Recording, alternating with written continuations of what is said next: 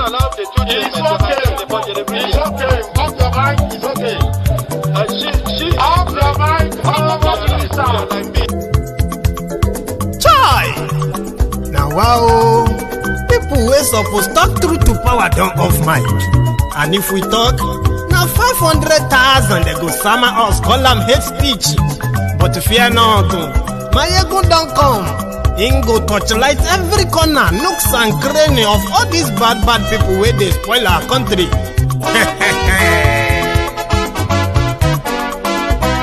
So my people make we laugh, oh, yo, yo. My ego don't come, oh, yo, yo. My people make we shout, oh, yo, yo. My ego don't come, oh, yo, yo. My ego don't come, man of the masses, oh, yo, yo. My ego don't come, oh, yo, yo. My ego diary politico, yo, yo. My ego don't come, oh, yo, yo. This one not the off in mind, oh, yo, yo. My ego don't come, oh, yo, yo. And in the touchlight every corner, oh, yo, yo. My ego don't come, oh, yo, yo. Okay, some people be they holla say they want the power. Chai. Them be promise us say we go get light and power. Nah. Them hustle sote they can't get the power. But now they know they do anything with the power. Sure. Every day, dollar just they get the higher power over naira. See them talk say make we off mind. But thank God say my ego don't come. So my people make you laugh, oh, yo yo. My ego don't come, oh, yo yo. My people make we shout, oh, yo yo. My ego don't come, oh, yo yo. My ego don't come, man of the masses, oh, yo yo. My ego don't come, oh, yo yo. My ego diary politico, oh, yo yo. My ego don't come, oh, yo yo. This one not the off in mind, oh, yo yo. My ego don't come, oh, yo yo. Person where they do evil, no one make person talk. Them say that my yegun, that man too they talk. He too they talk. Say my yegun diary, he they hot like pepper. But every day then they take money in bulk. Woman picking, they the street they hawk. Still them talk say make we no talk. But thank God say my yegun don't come. So my people make you laugh, oh yo yo. My yegun don't come, oh yo yo. My people make you shout, oh yo yo.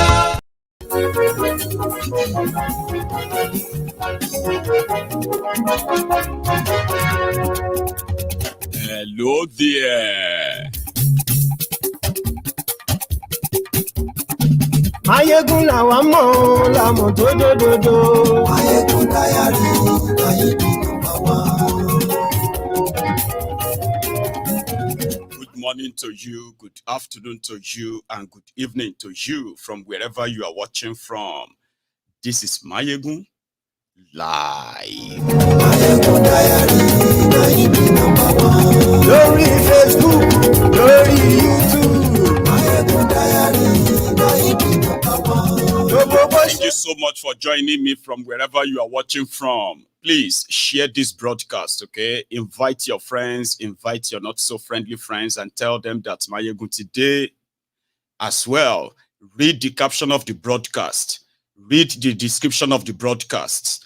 Afterward, you can relax and enjoy. Mayegun diary, Mayegun number 1. Mayegun diary politico. Mayegun diary, Mayegun number 1. Godfatherism, kò sí lọ́rọ̀ Mayegun. Mayegun diary, Mayegun number 1. Ẹ farabalẹ̀ sẹ́ o, kẹ́kọ̀rọ̀ lẹ́nu. Mayegun diary, Mayegun number 1. Àní Mayegun la. Buhari has granted his first interview. I've got some clip from that for you tonight. Yes.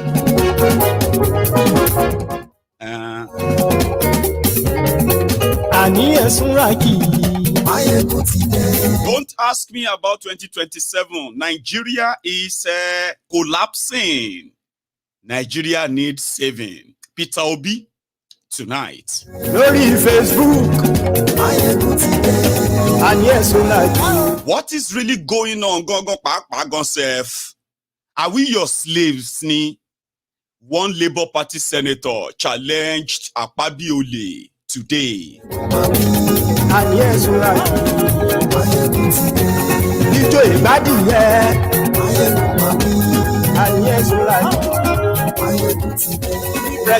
Obasanjo didn't write letter this time around. Okay, he spoke out. The democracy, Western democracy that is given to Africa has failed Africans. I've been Africans failed democracy. Tonight, you had your chance and you missed it. You could have returned Nigeria back to parliamentary system of government. Guess who? APC, right there from Tinubu presidency. That's their response to Obasanjo.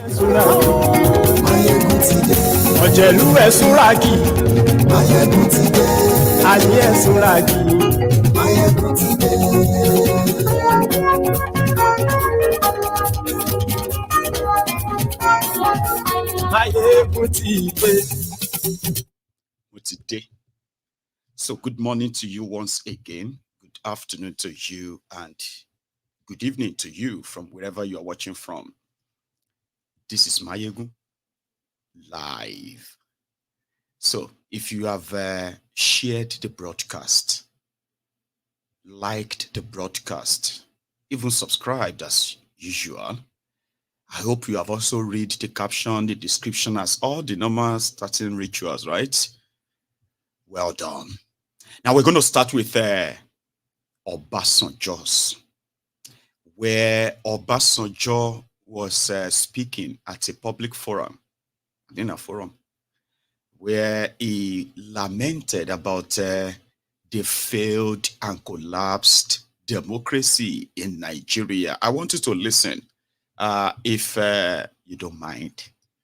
In short, we have a system of government in which we have no hands to define and design, and we continue with it, even when we know that it is not working for us. Those who brought it to us are now questioning the rightness of their invention, its deliverability, and its relevance today without before. The essence of any system of government is the welfare and the well-being of the people, all the people. Here, we must interrogate performance of democracy in the West, where it originated from, and with all the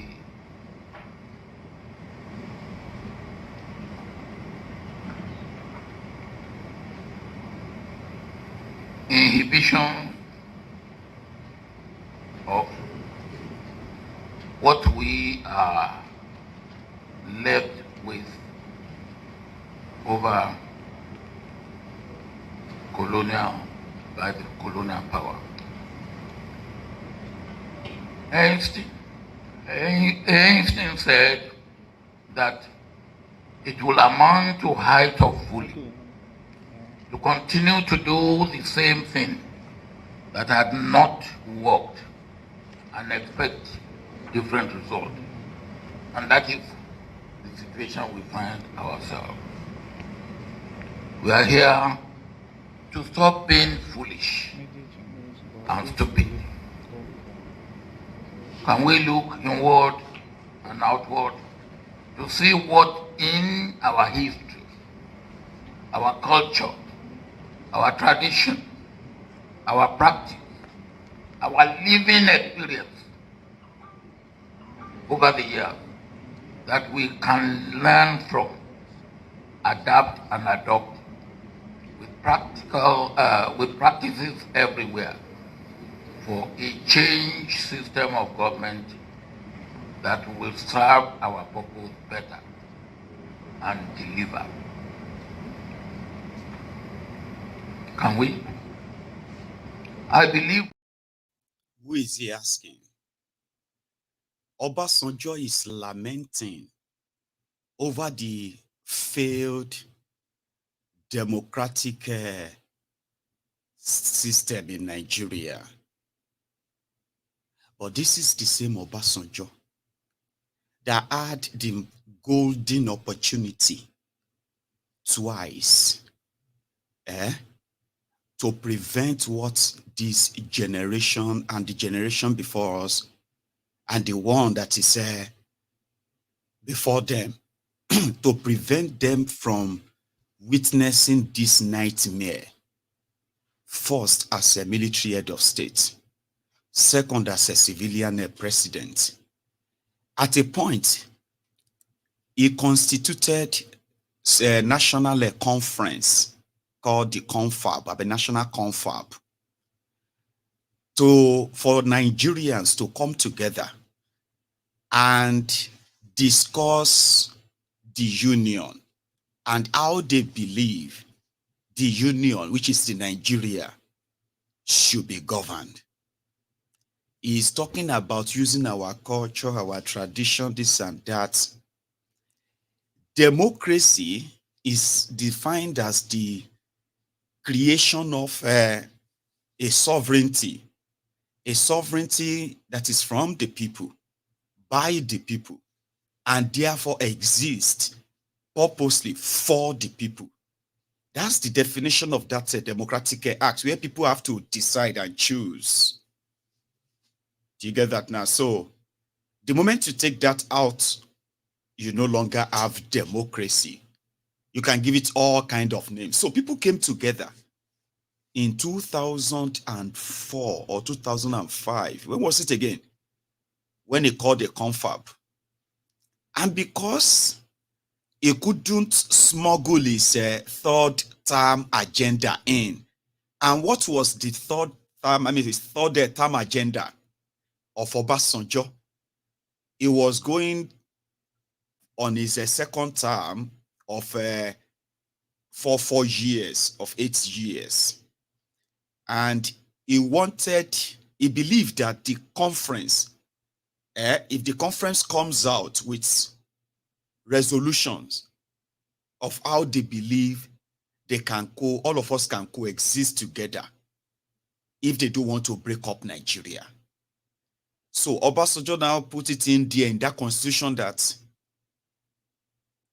single term of 6 years for anybody that is going to become president, for the position of presidency in Nigeria. And he, Obasanjo, can also run if that proposition is approved by the National Assembly. The constitution is amended to fit in every other thing, like resource control, you know what I mean, like a state police, like so many things they have been flunging on your faces many times whenever election is coming like that. They are not new, they have been there. Most of these things that you see politicians use in their campaigns, they pick some of those talking points from all those confab, national conference. They had no intention of using any of them. But for the first time, they were able to put all of that together, but the conference voted down on a single term for president. And they said if they have to include it, definitely anyone who has been president before or the incumbent, they will not qualify under that new constitution. So Obasanjo received the proposition, all of that, and he just buried it. Jonathan tried the same thing in 2014. I don't know if some of you still remember. Then he now used it to campaign in 2014 or thereabouts, when Jonathan called his own conference. Everybody come together, let us discuss Nigeria. We know all these problems exist. We know all these divisions exist, and we know why they exist. Okay, come together, let's discuss. So when they came together and they discussed that, okay, yeah, we need this, we want this, we want, this, you know what I mean? Like everything everyone is usually talking about here, right? So they said, okay, Jonathan now collected the report and now said he's going to work on it after his after election, which means after he wins his own second term. Then he will come back and he will act on that report. He never came back. Buhari never opened it for once. and Nigeria degenerated worse and worse to what it is today. And that is what Tinubu and gang just told Obasanjo. Obasanjo is now sort of sad that the democracy in Nigeria is no longer about the people, for the people, by the people anymore. It is by the gangs, the courts, and the, all of the institutions of government that have completely been compromised, including the courts. Obasanjo is worried that Nigeria democracy has gotten to a stage that 3 people can just remove a governor based on anything, instead of them to say, okay, if this infraction has been discovered, then they should take it back to the people. Let people go and decide. But this person should not be part of it, or should be, that kind of a thing. No, 3 people can just cancel the election and give the result to another person. So Obasanjo is worried. Meanwhile, he hasn't seen anything yet. Sometimes people like them should live long enough to see the ruins and the rot that they spent every day of their life to keep together, which is Nigeria. If they have any art at all at old age where you just feel like, because that's what happened to them. Tinubu said Obasanjo had the chance of returning Nigeria to parliamentary system of government of 1963 in 1976. Nigeria was practicing parliamentary system of government. And back then, truly, people actually had the power. You get what I mean? And they delivered. That was the time that people actually felt like they had a government of their own after colonialism. But the military coup that truncated that. Obasanjo, who became the head of state in 76 after the death of Muritala. So what happened? He had the chance of just returning Nigeria back there. No, he maintained the status quo created for God knows the reason why. Now, in his own old age, he had another chance when he became a civilian president, probably to follow the confab he put together. Maybe Nigeria won't be having all these mad people, drug dealers, and all these criminals as powerful people who are making laws and who are also ruling in Nigeria today. But Obasanjo didn't, for his own selfish reason. Now he has no power to change anything anymore. He has no power to influence anything anymore. Okay? So he's now lamenting. Just like me and you would lament. Why can't they do that? Why didn't they do that? How could they forget to do, that stuff? Why is it so difficult to do electricity? Why is it so difficult to build this? That. So Obasanjo has also joined now to start asking. He's now asking the people who have already crookedly taken over power, and they can do whatever they like with it, because that's exactly what Obasanjo also did. He did fuck all with it. Anyway, he's here lamenting like all of us right now anyway. So same as, well, maybe not as Buhari, but we'll come back to that of Buhari. Let me take you to Peter, where he granted his own sort of communicate, like a brunch with the media. I have no idea what the whole event was all about, but it wasn't like you called a press conference of anything per se. It seems like a media party. Like, okay, I'm going to be at the Labour Party office. And yeah, if you have any question for me, you can come around. And from all he said today, I want to share them with you. Okay? So we'll take it on from there. Yeah. As it is today, my advice is that the parties come together and work for the people. You could see today there's a gradual erosion of the tenets of democracy. Our political compass is heading in the wrong direction. So there's a need for the parties to come together to be able to rescue the situation as it is today. Okay, sir. So the final question, sir. So what advice do you have for Nigerians, especially the electorate? Well, for Nigerians, well, which is for all of us, we need to take issue of governance very serious. We need to ensure that only those who are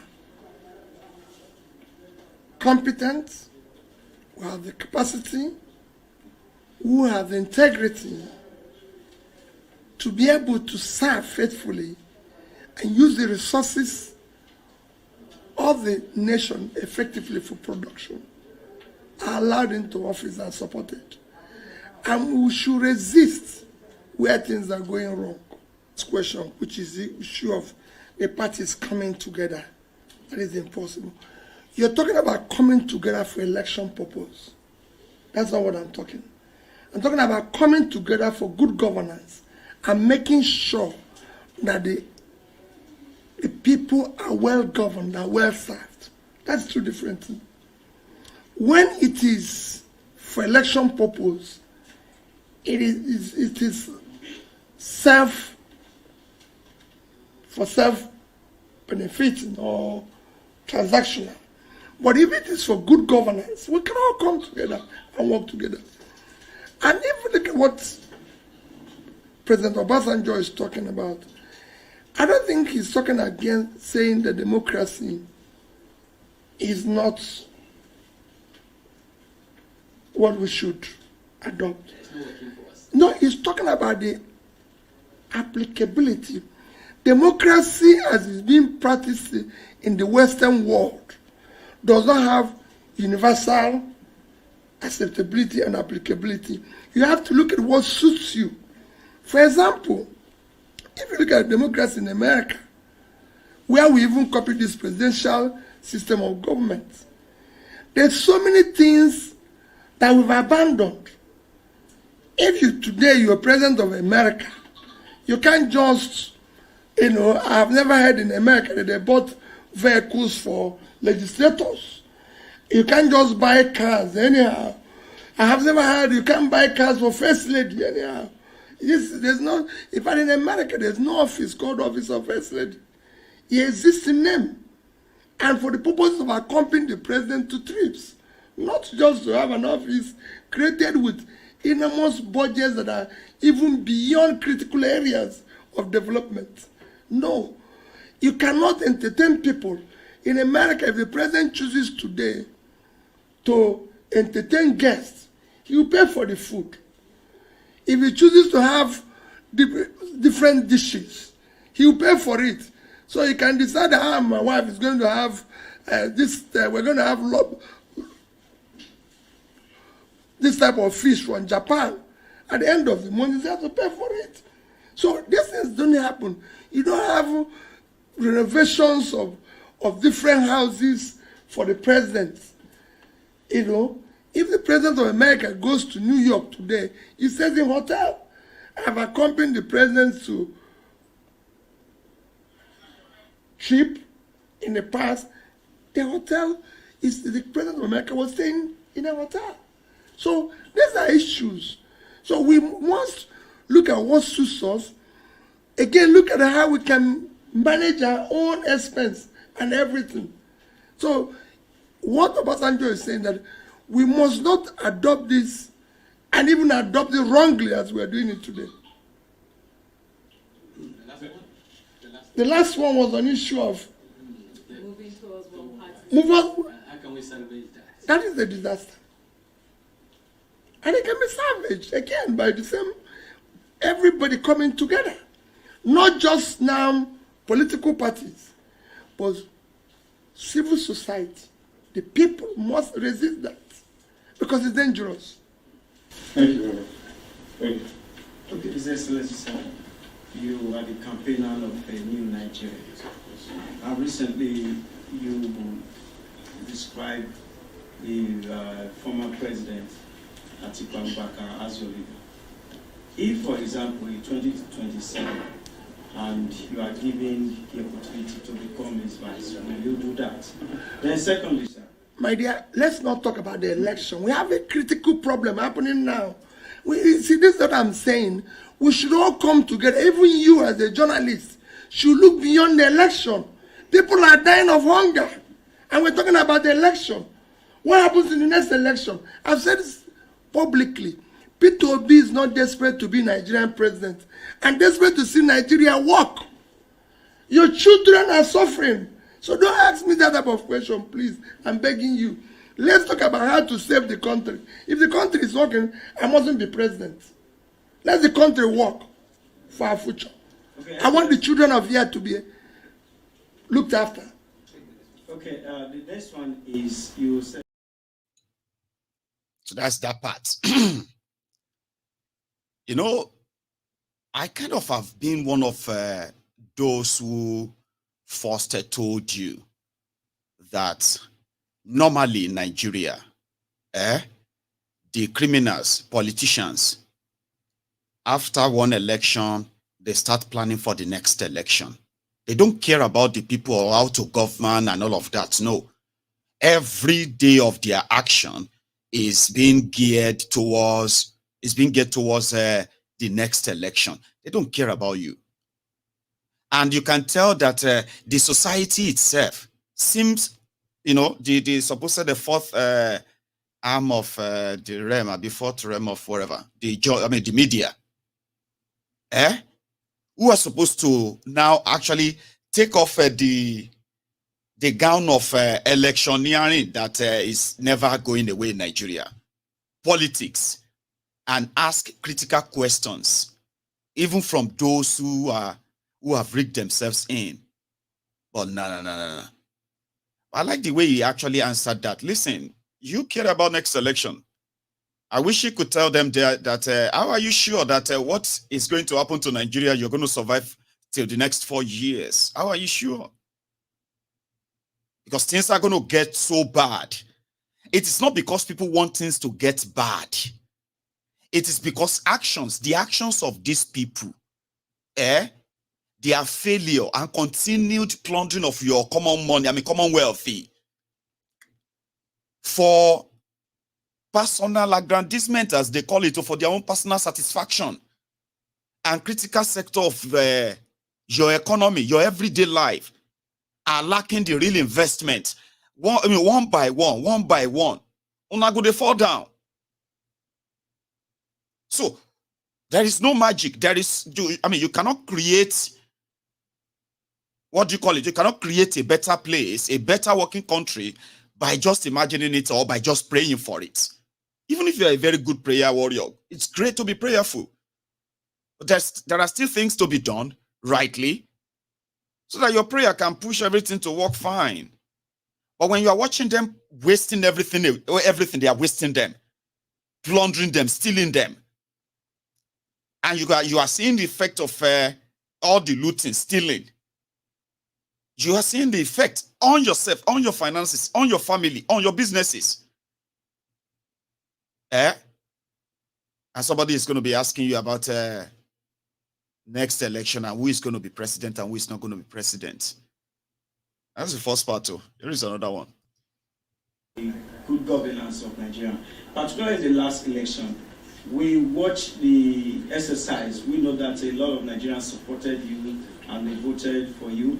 But at the end, in this kind of scenario, how do Nigerians... They continue to voice it out and say, this is not what we expected.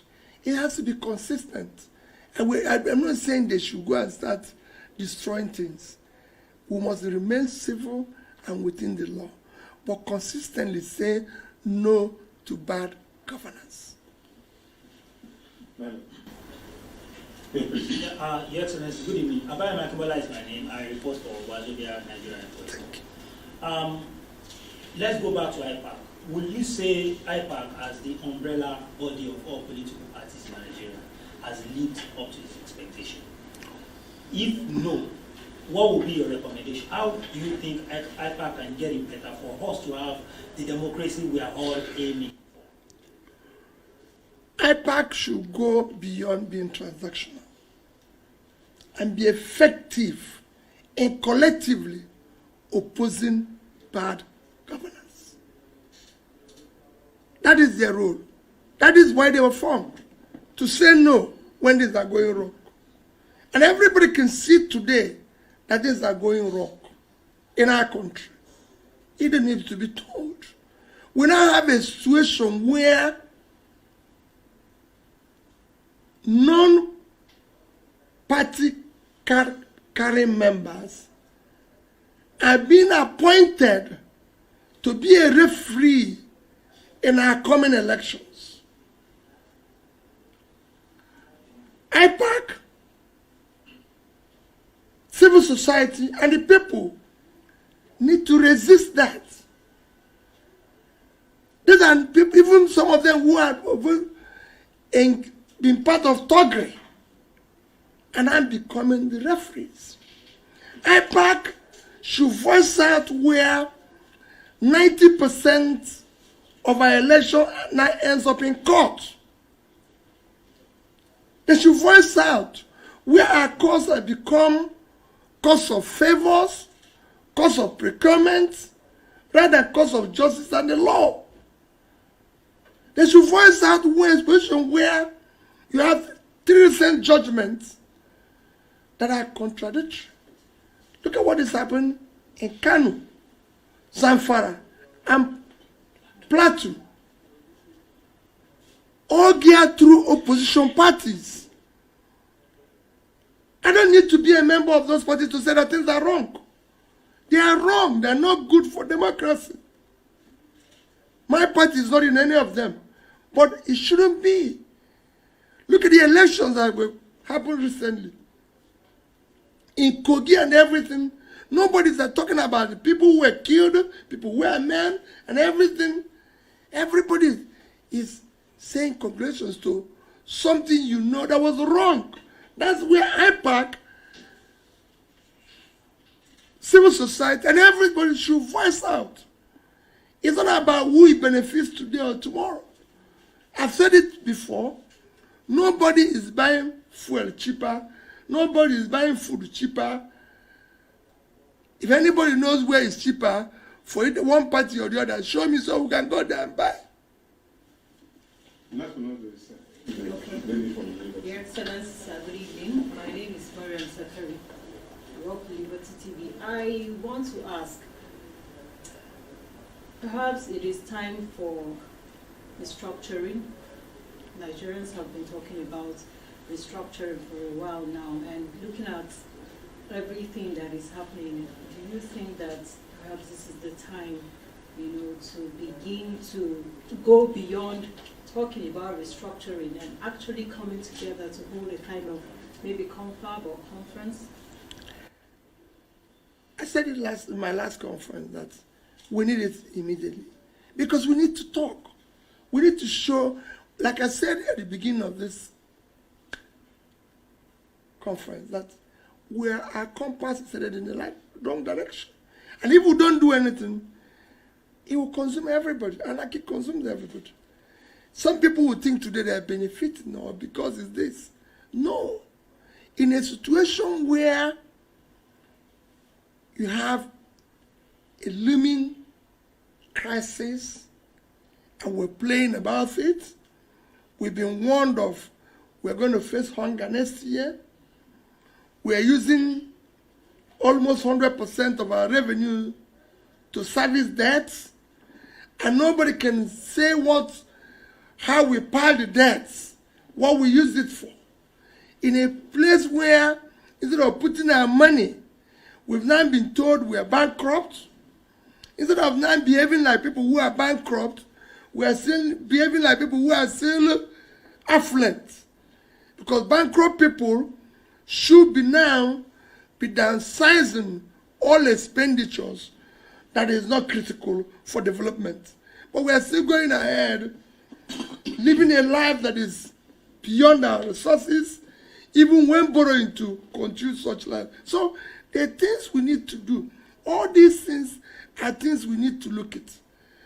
It's time to look at whether this presidential system suits us, or whether we can change and go back to parliamentary system. Because you cannot have a situation, and that's what Obasanjo is saying. Let's have something that can suit us, whether it's parliamentary or presidential. It is time that we elect people who must be answerable to us. We can no longer continue to have an elected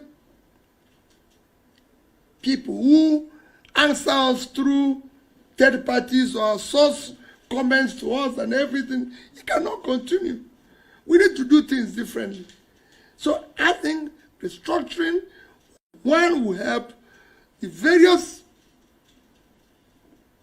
segments to develop simultaneously. And you will see it happen. Thank you, Excellency. Thank you, Mr. Julius. Or everybody will be consumed. Do I need to add more, or I should just kind of add tashere like small to all the points is sort of raised? One of the things that got myself a little bit relaxed around you, the obedient, was when the Yoruba leaders met with this guy, and he was asked the same question of what he would do in the area of restructuring. He didn't formulate anything other than the people would have to have that conversation to decide how, if they still want to be part of Nigeria, how they want to be governed, under what arrangement. He said that. And I was like, I know he won't be able to do that anyway, but he seems to have clarity too. And that's exactly the question they asked him there. And he said, let's be honest with ourselves. Unfortunately, his mentor, Obashejo, had the opportunity twice to do exactly what, at least I believe, Obasanjo and some others are now asking Tinubu to do. Even though Tinubu and his own roguish APC, at a point, they too had to pretend like Nigeria needed restructuring. You remember 2019 elections? And they used El Rufaya of Kaduna Littlefinger, as the APC Special Committee on Restructuring. Even though they asked Buhari, and he was like, what is restructuring? And they asked a shitty man, he said, restructuring my put. But APC, Egbe also tried the flag too. So what they're asking Tinubu to do, and what Tinubu also was asking others to do at the time, Obasanjo had the chance, golden chance. Maybe, I'm not saying Nigeria go down better. Maybe we won't hate ourselves this much. Because if Obasanjo had followed the 2005 National Confab and the recommendations, by now, you see the Sharia North, they would have probably, by now, they would have joined their brothers and sisters in Chad, Niger, and all those places. Because it would have been very clear that all of you, we won't go there. It's like going to Sudan, or going to Iran, or going to Afghanistan. It's your choice. Because by the agreement, they are part of Nigeria, but don't cross the border anyhow. North Korea, Lobosio.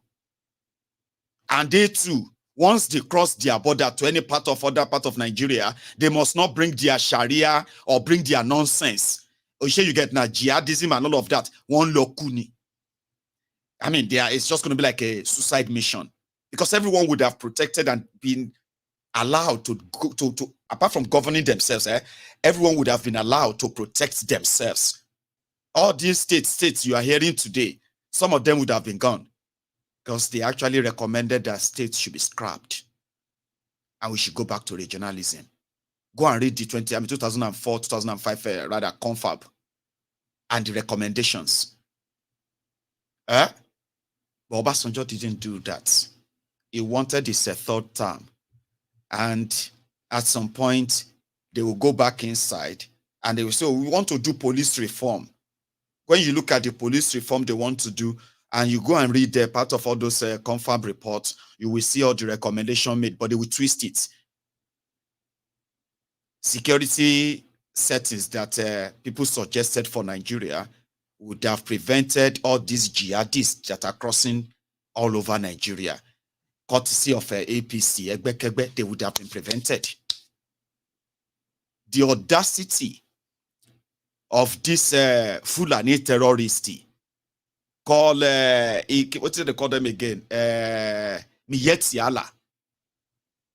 They would never have existed beyond the borders of the Sharia, not the 7th state of Sharia in northern Nigeria, if they would ever exist at all. But Obasanjo didn't do that. He buried it and then punished the rest of Nigeria with a sick man, a terminally sick president. Rigged him in, and when that one came in, he said his election was the worst election ever. But he would do his best to correct that by doing electoral reform. He never lived to actually do that. That was the beginning of a degeneration to what you have today. And on and on and on like that. So Obi is, cannot be blamed in any way. Let me be honest with you. If he's sounding like all of us, the way we are sounding, you can forgive him because, he never had a chance to actually prove everything he's been saying. It is the same thing like when people say, "Hey, if it is Obi, waiting to go do." You cannot say that anymore. Hey, you understand? Now people where they support Obi, now them go they beat their chest. Obi can never do that, and you have no right to doubt them. You cannot say because Tinubu and his thieving criminals are dipping you into more poverty, hardship, then your excuse is that waiting Obi, what would Obi have done? What can he do? Some of you are also trying, in order to cushion your frustration and disappointment, some of you are trying to say, Obi also said he's going to remove subsidy. This one also said he's going to do that, because you are so dishonest and irresponsible to take responsibility for your actions. See, whether he said he was going to remove it by half, or he's going to remove it by full, or he's not going to remove it at all. You see, all of that now, you can no longer use them as excuse. You have to face Tinubu, who is now acting, doing the things he said he would do. And those things are now affecting you. You cannot say in that your painment, in that your painful state, where you are trying to, what's it they call that thing again? Trying to manage your pain. You know, when people are kind of so pained, they will tell you that, number one, why are you laughing at them? So, you know, when you are laughing at them, like, the rest of that, they say, you know, when you start laughing and laughing like that, because they are so pained, they will say, continue crying now. You know, you are laughing like them, like, oh my show. First, they want you to feel pity for them by saying that, it's my choice. I didn't know that they would do all of this. I didn't know that I trusted them. So why are you laughing? Why are you mocking us?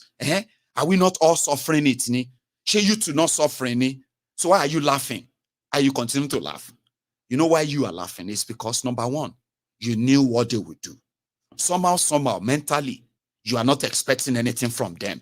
As sad as that sounds, as much as you know that you are also going to lose a lot in this rigged economy, but mentally,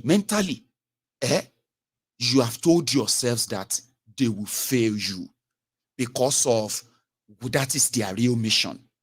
So when they start doing them, and even though you are also affected, but you are not really disappointed.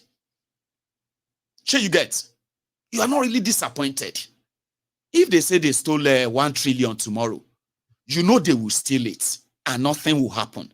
So if somebody now comes and say, instead of them using that 1 trillion to do electricity, if they use that 1 trillion to help the poor people, and that person who is complaining is one of those people who told you that Peter Obi, Showore, and others, so they will never be president in Nigeria.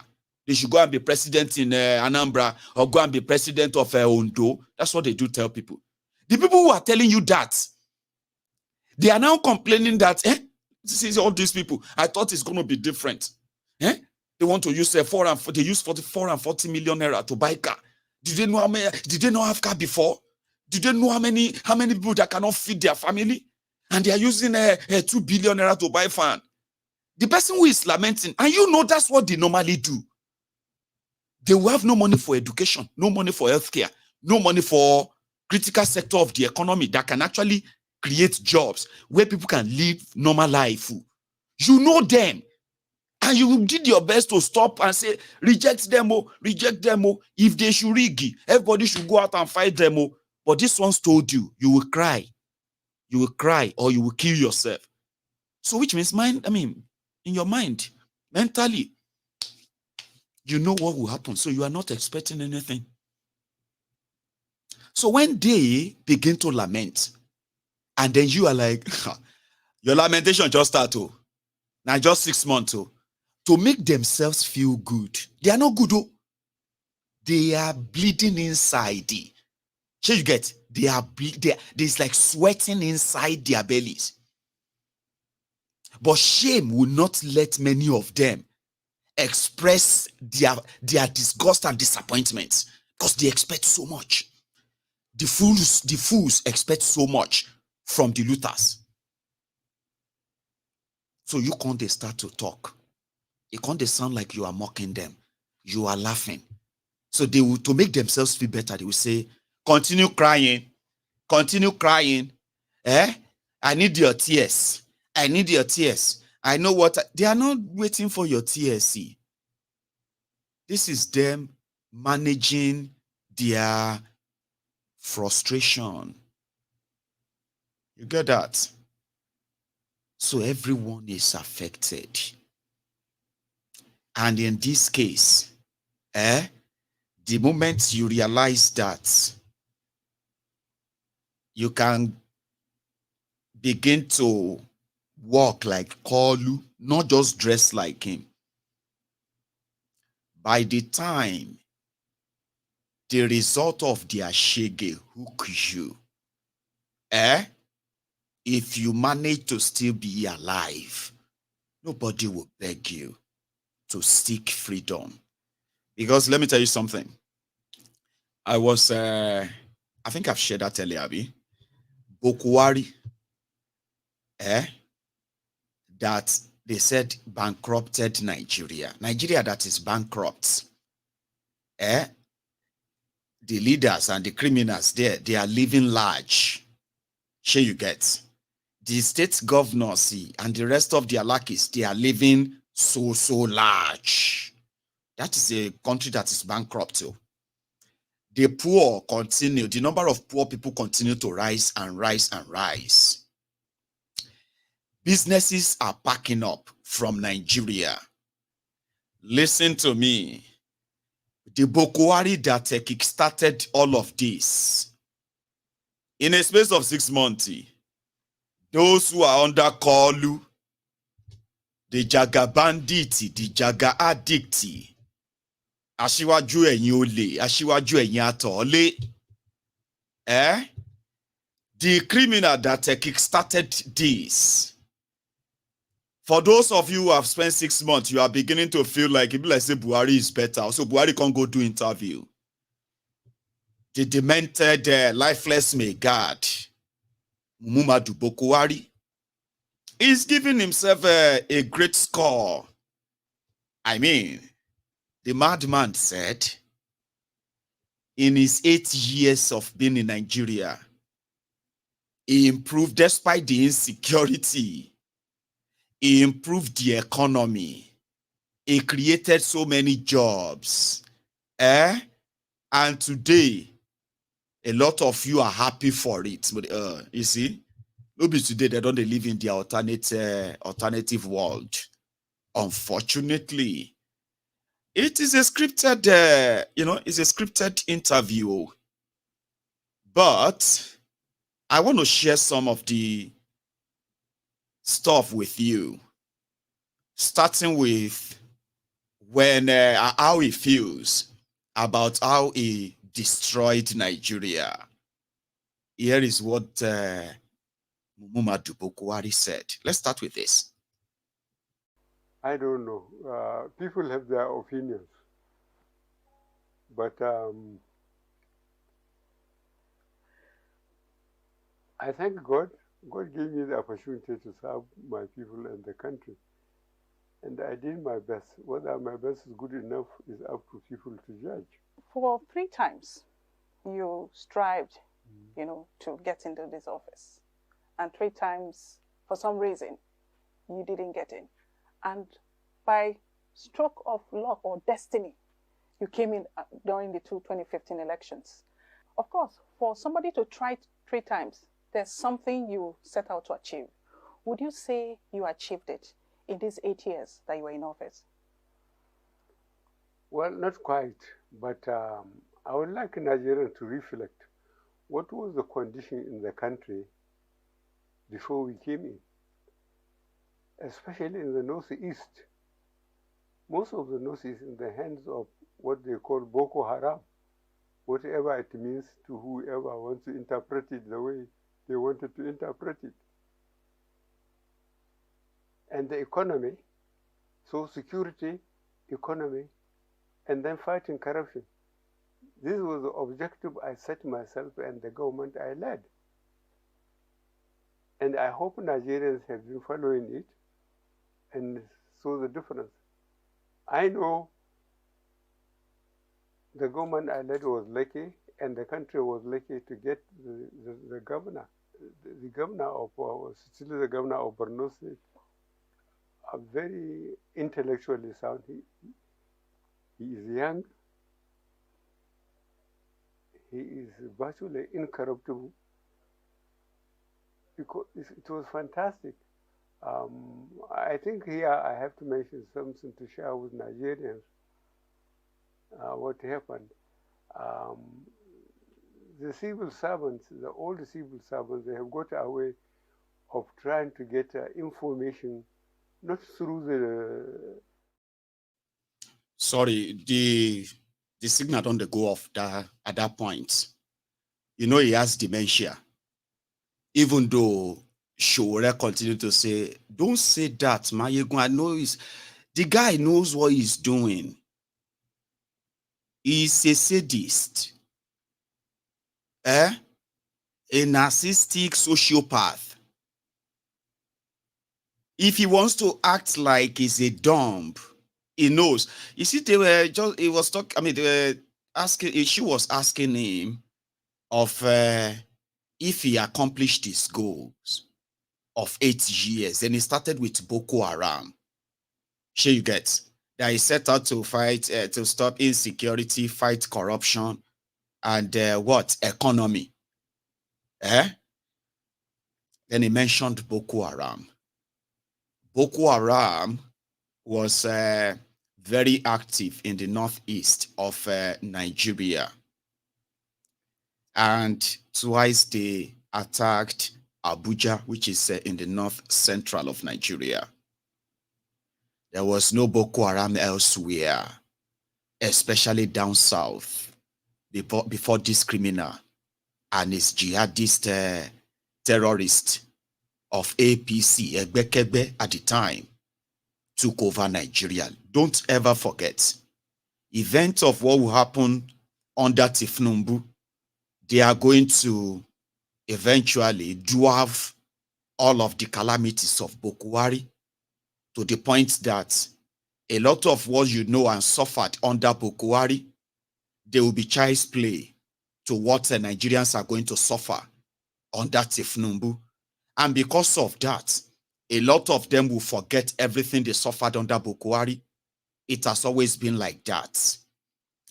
This criminal brought in Fulani terrorists that invaded Nigeria, and they are still currently holding many parts of Nigeria today to ransom 8 years of terrorism. Nigeria became the terrorist capital of the entire world. Nigeria is not fighting war, supposedly or hypothetically, but Nigerians are dying in their hundreds every day in the hands of different terror groups and under Buhari, because in his own theory, he was asked about his foreign policy and what he felt like his foreign policy was like for Nigeria. And, throughout his tenure, he would defend every Fulani and other African countries there. He would defend them. He will fund their government with Nigeria's money, but he will continue to put down Nigeria. That's what he did. Indeed, that's what he did, unfortunately. Simply because in his own foreign policy, Lake Chad to Benin Republic is 1,600 kilometers. And because the Lake Chad is 1,600 kilometers, therefore Nigeria cannot have any border. For the donkeys and the cows, the invitation and then the establishment of the Fulani terrorism in Nigeria, Buhari spent 8 years in trying to make laws that will force Nigerians to part with their lands or their lives. They wanted to apportion people's lands to the armed Fulani terrorists if Nigeria wanted to experience peace and growth under Buhari. Listen to him. He still very much believes in that, by the way.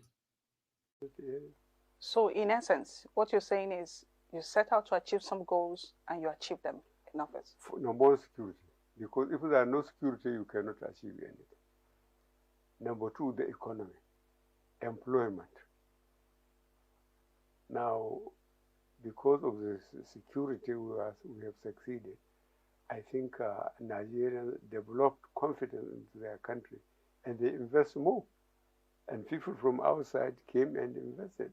Moving forward, how would you adjudge Nigeria's diplomatic ties with other countries of the world? What would you say were your footprint in that regard?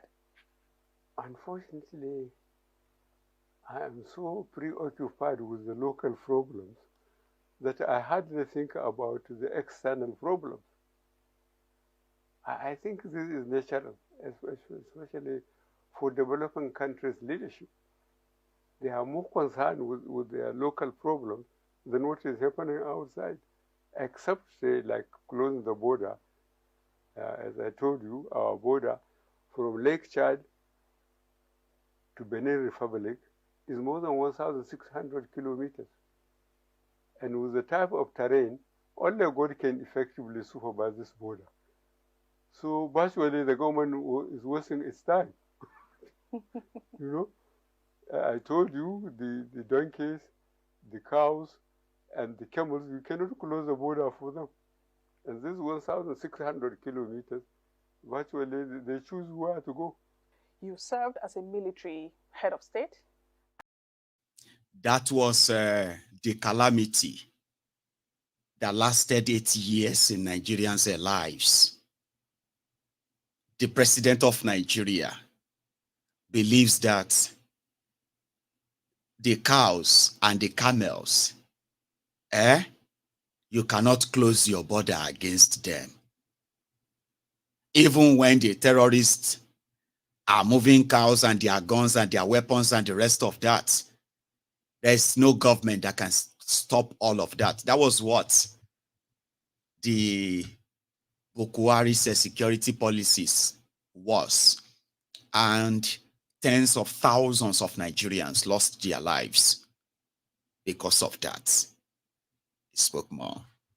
Here is another one. I told you I'll give you snippets. I'm not going to make it boring for you. Okay, so we are currently over 2,000 of us on YouTube. Do you mind just leaving the comment section for a second? Okay, and then you just go under the video and just say thumb up there, right? Like the video. Can you do that? I'm going to remind you again. Let's go back to this. Another one. He could only lie about his own vote, one vote. So you don't even need him. I need to give you an heads up for that, okay? So they asked him about his emergence, okay? And he was talking about how technology helped him to come to power. Permanent voters card, PVC, and all of that technology that helped them. APC, Egbekegbe. But the same PVC became useless under them. Now I want you to listen to that part again. Just. He could only lie about his own vote, one vote. So you don't even need him. In your own opinion, what did you think clinched it for you in 2015? I mean, we're looking at politics now. You know, brought the conversation to that point. What do you think worked for you in 2015? I mean, after 3 tries. After 3 tries. 3 tries, yes. I feel to God for the injustices that I went through in 2003, 2007, 2011. And when I came to make my case to you, the press, the rest of Nigerians, instead of expecting sympathy, people laughed at me. Because I didn't have money, because I couldn't buy influence in any form, either from the so-called influential people or from anybody else. People laughed at me. I said, God there. And God sent technology. As I said, permanent voters card. You can only lie about your own one vote. Even your family, you cannot be sure because they have the security to go and vote. It's only God that can judge them. Nobody knows whom they vote for. In 2011, you broke down, literally. I mean, it was reported that you broke down when you didn't... You're laughing. Can you tell us what was the range of emotions that was playing in your mind at that time? I had nobody to blame but myself. I made up my mind to continue trying. People laughed at me because here is a stupid poor man who wanted to lead Nigeria. He has no money to give us. This was the attitude of the people. And I think patriotism, especially in the profession I broke myself in from leaving secondary school, the military, it was fantastic. I tried as much as possible to be fair wherever I found myself. It hadn't been easy because Nigerians seem to be impressed more by materialistic success rather than being honored or praised by the less privileged. We are a fantastic nation. I don't know how many of us there are in the world. Did you hear that? He said, he tried 3 times. And the reason why he didn't succeed was because he had no money to share, to buy influence. And people were laughing at him. Everyone was laughing at him every time he contested. But in 2014, he decided to team up with the money bags. Atiku brought his billions. Saraki brought his billions. Tinubu brought his billions. Amici brought ease. A lot of them here and there brought their billions. And at the same time, they bought him all the influence he needed. Good luck Egbere Jolantan that appointed the Jega as a INEC chairman. He never met him once in his life. They've never met before. And he appointed him and gave him all of that. And that's so untypical. Jega was also on hand. You know all the story. And by the time they all made Buhari president, a jobless, unproductive God. And that is by the way, fact too. According to record, when Babangida released Buhari in 1987, after spending 30 months in house arrest, Babangida can't give him money to start a farm business. They bought him 150 cows to start. As at 1997, Buhari was already serving as PDF chairman at being under Abacha. Unproductive Buhari, eventually, even apart from the fact that he's a known rogue and criminal too. I don't want to go into all of that PDF or PTDF looting, but let's just say his private life. Because Buhari has been living off the system from the moment he turned 17. He didn't go to any school. He was recommended by his village head to join the army.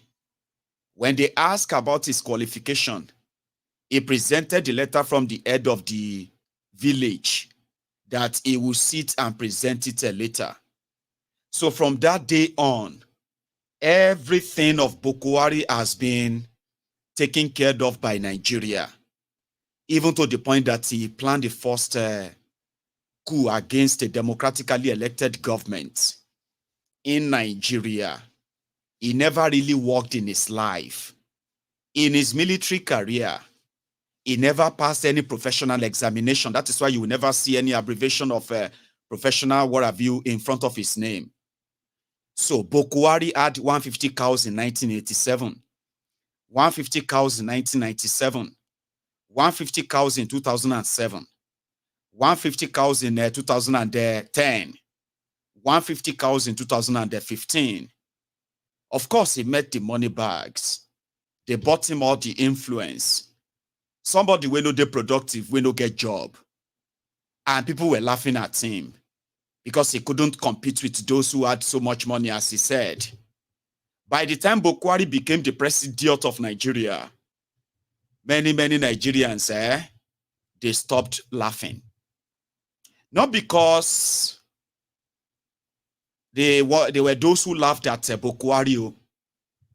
The hardship became so real, so pronounced, that almost all Nigerians stopped smiling entirely. And I'm smarting they trigger everybody. The economic hardship became so much that people, they stab themselves because of 500 naira. Husband, wife, they kill husband because of 200 naira. The poverty spread like wildfire. But according to Buhari, it did so well for you. It didn't stop there. When he benefited from that technology, they bombed the bridge. Since then, free and fair election in Nigeria became a mirage, an illusion that has now turned to a pure war. If you want to join their election or their politics, you will need to go and invest your money in armored bulletproof cars. You have to provide security for your family where people are carrying guns and guiding them like your families are just convicts under the guide of the state. So you have to get yourself ready that they could, it's like war. So whoever now has more violence, whoever can rig more, whoever can pay more is actually going to be the winner at the end of the day. Sure you get. It's not about the PVC anymore. I mean, a lot of you have discovered that, Abi. It's not about PVC anymore, Abi. We'll go back to this, what you kind of told this lady. You know, now that they said, okay, why did you change the Naira? And then let's talk about the 2023 elections too. I want to warn you, the Buhari get dementia, which means things can go off. It can be, you know, you may be expecting him to be saying something and you are following it and it will just go off to something else. So I have managed I've tried my best to cut them down short that you won't have to deal with all of that. But if they kind of sort of drop in this you're about to watch, I beg your pardon. No. I mean, it's not like to repeat yourself. Like, I beg your pardon. That one is like repeat yourself. But I'm saying I pardon your beg. I beg your pardon. Shah's trying to say sorry in advance. So, have you liked the video, by the way? Have you liked the broadcast? No? Come on. Let's go back anyway. Here. Some Nigerians are still stuck in. And so much happened during that period, which of course was predicated on the Naira policy. And some would ask, I mean, election period is tumultuous on its own, and then bringing a Naira policy into the works would further make it more tumultuous. So people would like to know why that Naira policy came at that period of the 2023 elections. Well, I think mainly it's stage of development of a nation. Whether Nigerians believe it or not, we are an underdeveloped country. And we get so impressed by materialism. Sometimes ruthlessly, they didn't care how you make the money. But the best thing is that you should be rich. You should have a fantastic house. You should have cars, flashy cars. You should be going overseas regularly and resting or doing what. But it's not easy to earn, to save enough, to spend so much on leisure trips and so on. But Nigerians, I don't know. I still feel that the only way I could impress and tried so hard to do it in Nigeria is just to make sure that my integrity become unquestionable. It hasn't been easy. There are some people who deliberately come close to you to benefit materially. And if they find out that you don't accept the system, they dump you, so-called, and they take it their own way.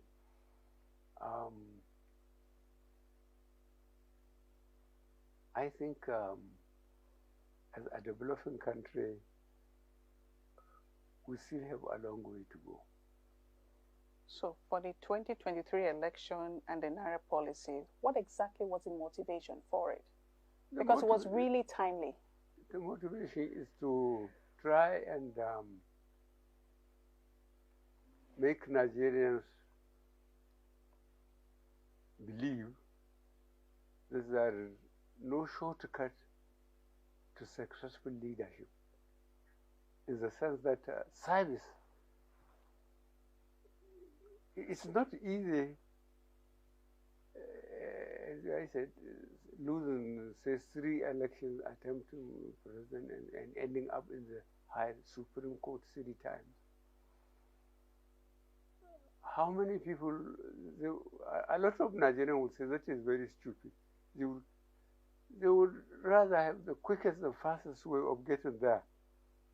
And the only way we can do it is to try to accumulate some money, to have a lot of money, and see how we can compromise so many people and maybe institutions and get where I wanted to get. But I think patriotism, if you sympathize with your own people, or when I say your own people. I'm sorry. I have seen the video because I caught the video. And that is why you remember when we got to that part, I warned you ahead that they were asking questions. It's going to be saying things that are completely sure you get. But it will first begin to take you there. When he's about to lost you completely, it will start like he wanted to say something sensible.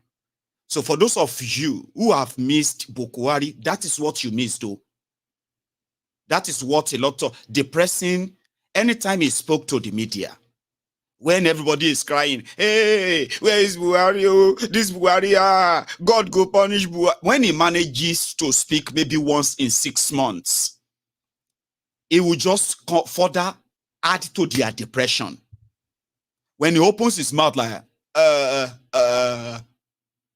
just know that something terrible is about to come out. It will further frustrate you, confuse you, depress you. It will not answer the question. That's what people actually suffered in 8 years before this Bulaba and Bala blew. You heard him. The 2023 election was around the time you changed the currency. What was the, why did you do that and all that? And he started talking about Nigerians. It was right, too, when he said Nigerians don't care how you make your money or where you make the money from. They just, because they believe that once you have a very beautiful house, driving very nice car, and you have so much money to give, they don't care where you get it from. You can run for office and you can become, okay, that makes sense. Is that why you changed the Naira? So tell us more. Come clean. Now that you can, it's over, Abi, so tell us more. Why? Then he started talking about others who now use that money to cheat and buy the institutions, which means they use the money to compromise institutions of government that could have prevented people like that from getting to power since they have bought them. So is that why you changed the money? Okay, tell us more. And then he started talking about Nigeria will know patriotism. It can really, really be off point. So I don't want to kind of make that worse for you, okay? But there is another interesting part. This interesting part is where he was asked that some people believe that he's an honest man. But there were some corrupt people around him. And guess what Buhari said? He said, why didn't you tell him that nobody told him that people around him were criminals and thieves? But they were cabals. In fact, under you, the word cabal became more popular. And the NTA woman, they asked about, do you know about the cabal? And she's there smiling, like, you know what I mean? Oh dear. Imagine if Christina Amanpour. What's that woman's name? That CNN woman. Is it not Christina Amanpour? That Amanpour woman.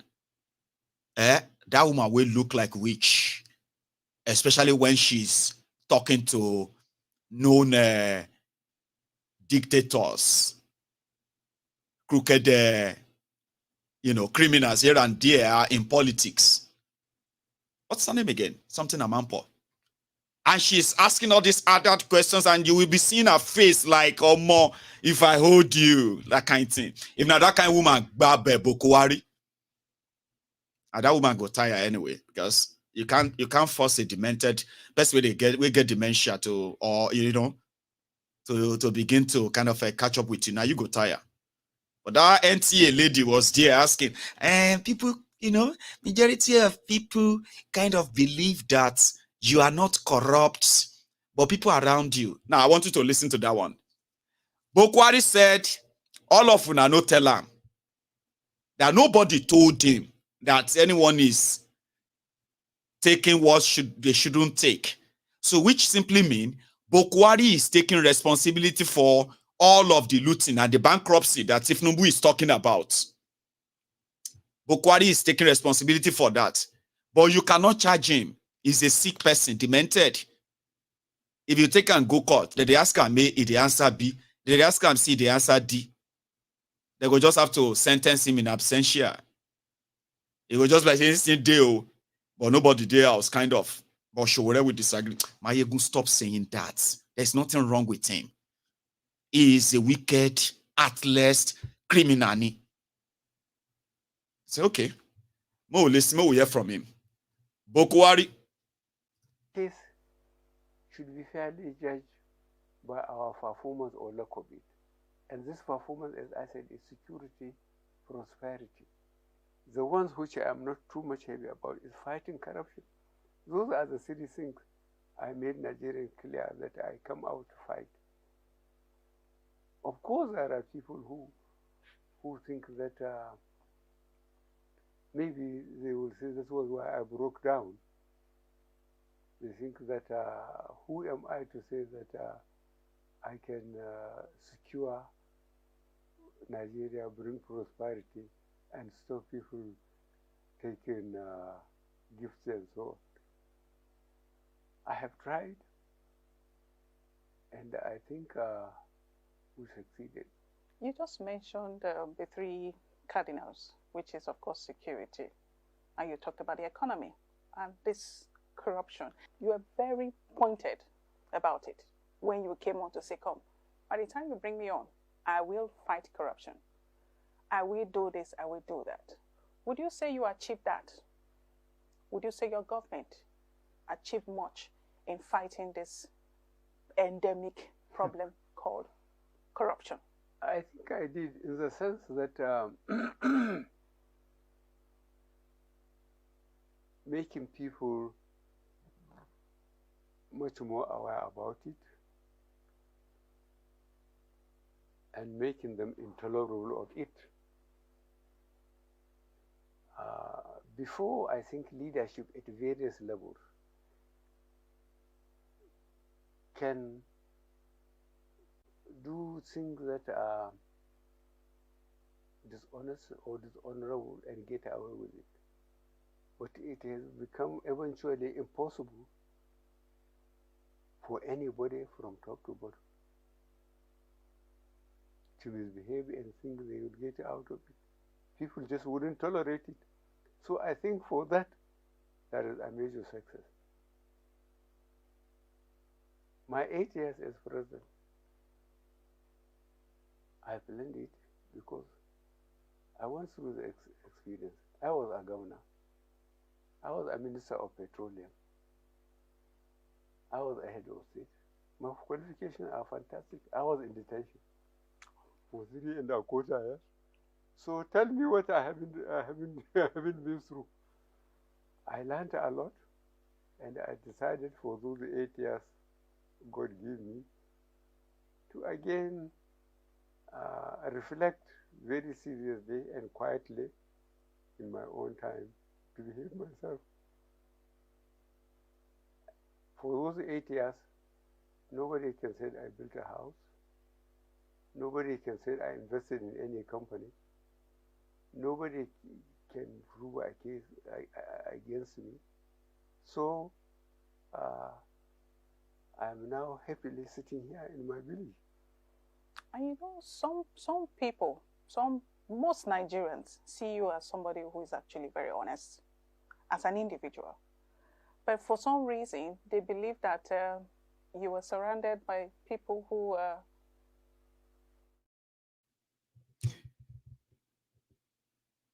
is comfortably, peacefully sitting in his house because nobody can say he built house here or he has investment in this company. But He allowed all of the rogues who bankrupted Nigeria to have the free will and free hand. Dipped Nigeria in generational indebtedness, generational gbese. Why so many people cannot sleep peacefully in their homes or sit comfortably in their homes? Because some of them don't even have any home anymore. Buhari that plunged the country into bankruptcy is sleeping fine. Why won't he? Because Nigeria is a crime scene. They commit the crime and they stay in the crime scene, at the crime scene. Who is going to kind of prosecute them? She was actually pushing the agenda of Kaba. Hear this part. That's the last one, I promise you. Okay. In those 8 years that you were there, of course, corruption was something that a lot of people were saying maybe there was more you could have done. They just thought there was more you could have done. And it brings me to the question of your level of support for people. Some have said that when you believe in somebody, no matter what happens, you stick with that person. And the question is, what gives you that resolve to hang on to people against all odds? You just can't say such a person is corrupt. He has 5 cars when he should have only 1. He has 5 houses when he should have only 1. And he has so many girlfriends or so many wives. But what have you done to stop it? Is it not part of your role or your duty as a citizen to make sure that if you see somebody who is really corrupt, to blow the whistle? Why don't you have the courage to blow the whistle? To say, look, you are only treasurer for local government. How do you manage to build that house? He didn't build the house in the air. He built it somewhere, either in his village or he went to Abuja, bought land and built it. But really, you are asking very, very difficult questions. But you've been giving us very good answers. I mean, because you see, one other thing is that Nigerians think that, oh, he doesn't talk to us. We want to hear him talk. And this is coming from, I mean, millions of people who like to listen to your talk. This is one opportunity for you to also talk to them. And that brings me to the next question of your style of governance, which mostly was, you know, you just act. You don't talk much in the eye of Nigerians. Nigeria should be reflecting on the positive things we achieved and we did, instead of always seeing the wrong side of our performances. Okay, so there was this impression that is an impression out there, and it's a good opportunity for you to just, you know, address it. There was this impression that your administration was hijacked by some cabals. In fact, the word cabal became so popular during these last 8 years. Was it a figment of imagination of Nigerians, or was there something? Do you really feel that your government was hijacked in any way? It must have been. Otherwise, why didn't they talk? Why didn't they said it? What to the people they think they form themselves into a cabal and they are so important that they are not being questioned. What did they do about it? Don't they have a role as Nigerians if things are being done by government? Did you feel it? No, because I don't deliberately allow anybody to misuse public resources for himself or for me. I didn't allow it. I can't act on what I don't know. I couldn't have acted on what I didn't know. But if people know and they decide to sit on their knowledge and refuse to. They are part of the problem then. They are part of the problem. But now in hindsight, did you even in any way, by the stretch of the imagination, did you see anyone who would have been like a possible cabal in your time in government? No. Nobody was above the law, and I don't have any evidence of anybody doing anything wrong and being allowed to walk away. No. And speaking of walking away, would you say you carried out justice in terms of, meting out punitive measures to those who fell off the road in your government? Yes. We had a system. If people found out that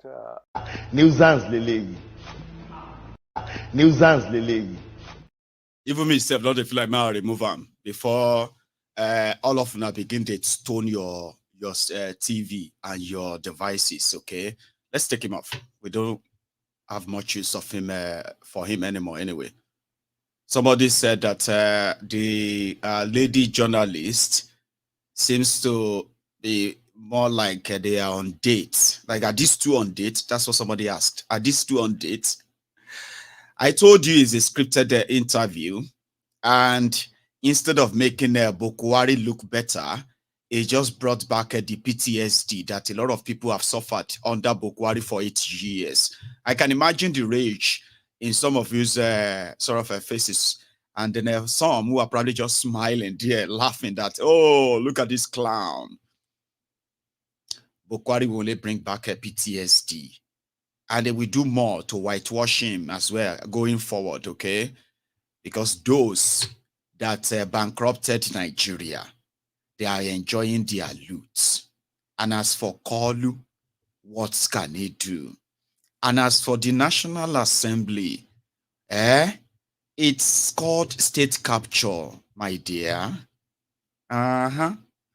It is called state capture. They have captured everywhere. Here you get. It is now, somebody said it's a Nigeria. All of them shall get your own for body anyway. So you can say it is a banana republic or a jungle where everything goes. I don't know what that Labour Party senator was thinking. There's a senator called Tony Nwoye from Anambra. Okay. One of the LP 71, LP 72, OB 73. Now, those were just like years ago. Anyway, one of them decided to take on Akpabiole today. Is that enough? It's like you, thinking you are going to the National Assembly to go and make sure that things are done right. And then you got there and they say, calm down. All those ones are just for campaign. Don't worry yourself. Everything is done. Are we not going to debate? Are we not going to say yes or no? Are the ayes and the nays not going to raise hand? No. Don't worry. We don't do that here too much, okay? So you will just come here, read letter to all of us. And then we will just bang your gavel. And then that's it. We have agreed. How? When did we agree? If said the guy is hard enough. So they are trying to select who is going to be the minority leader of the Senate. And minority means that the opposition parties will come together and then choose one of them as their own leader. Minority, deputy, that stuff. So they now discover that Akpabiole just came. And he just announced the leaders of the opposition. I said, no, that's how we do it. We don't do much debate anymore. We have already chosen names. Now, so then they do. That's how we do it. There's no much. Don't waste your time. Go to Anambra, go and relax for the weekend. You don't need to worry yourself. So I'm not going to contribute to who is going to be the mouthpiece for the opposition. No. We have already chosen one person. It's already done. Abba Moro is going to be the leader for the opposition. Even if Abamoro is going to be the leader for the opposition, when did we, the opposition senators, when and where did we sit and we agreed on Abamoro? That's what we are telling you. You are new. It's because you are new. You don't know how we do it. We don't sit because we want to make sure that everybody is working hand in hand. The executive, the legislatures, we don't want any, for the progress of Nigeria, we have chosen the, now so the guy vexed, so say, are we your slaves? Baba, you have no idea. You are just privileged slaves, a lot of them, because the real owners of Nigeria just want you there to follow the rules. When you question it, you're going to be a problem. That means you want to be a problem, Abi. You want to be a problem. We'll suspend you for 1 year. We'll ask the Supreme Court to remove you, cancel your election. And so it be you, but it be like say the guy didn't care. I'll show you the altercation between Akpabiole and Nwoye. I think they never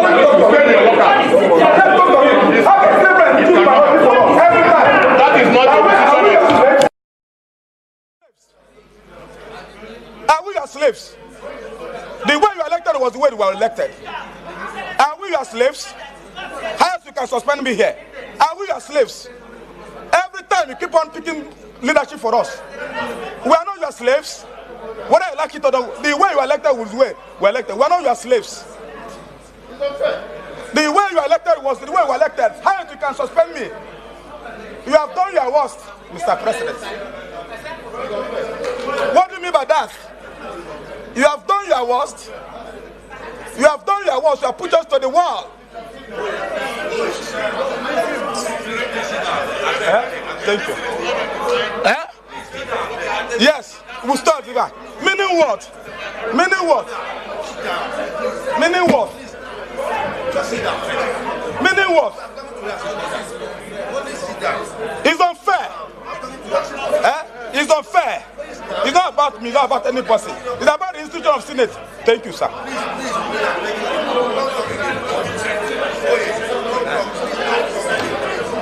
No problem. Meaning what? Every time you give me tomorrow, they want to contest election. They want to win us. He's looking us. So I told you that they will run the court. He brings over the police part of the law. Give a couple, give a couple. Give a couple. He don't like it. Give a couple. Not about them. Give him. Let's go see him. Let's go see him. Yeah. Oh. Aide-moi. Aide-moi. Come. Aide-moi. Lead us. Let's go. Yeah. I think the more you look, the less you see. The more you look, the less you see. The more you look, the less you see. We're a wiki. And that's all you have to see there, right? And the body that brought this upon Nigerians, the judiciary, their president. Okay, wait, before I come to their president, I'll show you Kolu in Germany. Currently, there is a PR propaganda. When you hear PR, public relation, sure you get public relation. That is what is called PR in the normal overview. And when government uses PR to advertise and publicize falsehood, then you don't call it PR anymore. It is called PR is no longer seen as, it's no longer, the PR is no longer seen as public relation anymore. It is called propaganda. They are spreading a rumor now in Nigeria that Kolu just signed another just signed a 500 million deal, 500 million euros deal with Germany, Siemens in Germany. I need to give you a story behind that before I play you this video, okay? Because Kolu is there, like, he's telling them that their money is safe in Nigeria. In 2000 and I think it was in 2004 or so, Obasanjo make the first contact with Siemens in Germany to build power station in Nigeria to help improve the power supply, power generation and supply in Nigeria. Corruption followed, and that arrangement did not see the light of the day. Jonathan also came, made a contact with Siemens, Germany, brought them to Nigeria. Again, corruption. And this corruption is not just on Nigeria, including some of these facilitators of this German deal of Siemens. Then Buhari came this time around to prepare their fraudulent misinformation for 2019. They also took Buhari, in 2016, they took Buhari to Germany with Angela Merkel, who happened to be their chancellor at the time. So Angela Merkel, Buhari, they signed a power generation and distribution deal of 2 billion euro in 2016 for Siemens to come to Nigeria and help the power generation and distribution and all of that in Nigeria. 2 billion euro. That was what the propaganda of that time was. It never happened. And if you have followed everywhere they have been taking Tinubu, and you go back to 2015, 2016, you will see that it is the same way, the same pattern, the same move that they are also taking. That was the same move of Buhari, and they are all media stunty. So they are now telling people in Nigeria now that Tinubu just signed 500 million euro electricity deal with Siemens. But you know what happened in that of Buhari? It is not just corruption that was recorded that didn't let us see any light of the day. It also took the life of Abba Kyari. It was because of this German deal, that Abba Kyari, instead of letting the Minister of Power and the people from the Ministry of Power to go and meet with the Siemens people in Germany in 2020, Abba Kyari decided to go and lead the delegation. He was the de facto president of Nigeria at the time when he was alive. Then he contracted COVID. He came back to Nigeria, fell ill, and he never recovered. And when Abba Kyari died, the Siemens deal and everything behind it died as well, or went into coma like it's always been previously. So in order to put the profile of Tinubu together to make the morons who are believing in these thieves in Nigeria that they needed to be in Germany and meet with Siemens before they can give them electricity. Sure, you understand that? So to make those fools believe that something is happening, they are telling their media in Nigeria now that Tinubu just signed 500. At least they didn't say 500 billion. They said 500 million euro to give electricity to Nigeria. 500 million euro deal. Meanwhile, it's all nonsense. Never happened.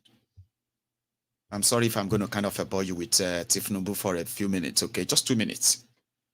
Kolu in Germany, telling the Germans that their money is safe in Nigeria. They don't even need Kolu to tell them if their money and their investment is safe in Nigeria. And what kind of investment? They have all the data. The same one that Kolu probably didn't have. They have all the data. But here he is. Listen. My friend here said, no money, no hallelujah. No investment, no development, no hallelujah.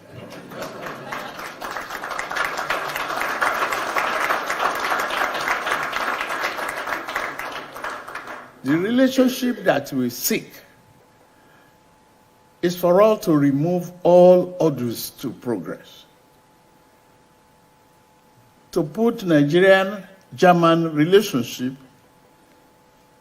on the first-class seat of development and prosperity. I know you seek no hurdles. You seek no delays. Yes, you might have experienced that in the past. My duty is to showcase few members of my team, assure you that I'm there, open door policy, whatever is the audio, believe it is gone unless I'm not aware of it. Any hurdle on your path, any obstacle that you've experienced in the past, believe it is gone unless I'm not aware of it. I've repeated several times. Yes, it could be difficult in the past to do business in Nigeria, in Africa as a whole. But to any foresight and progressive business thinkers, to ignore the largest economy in Africa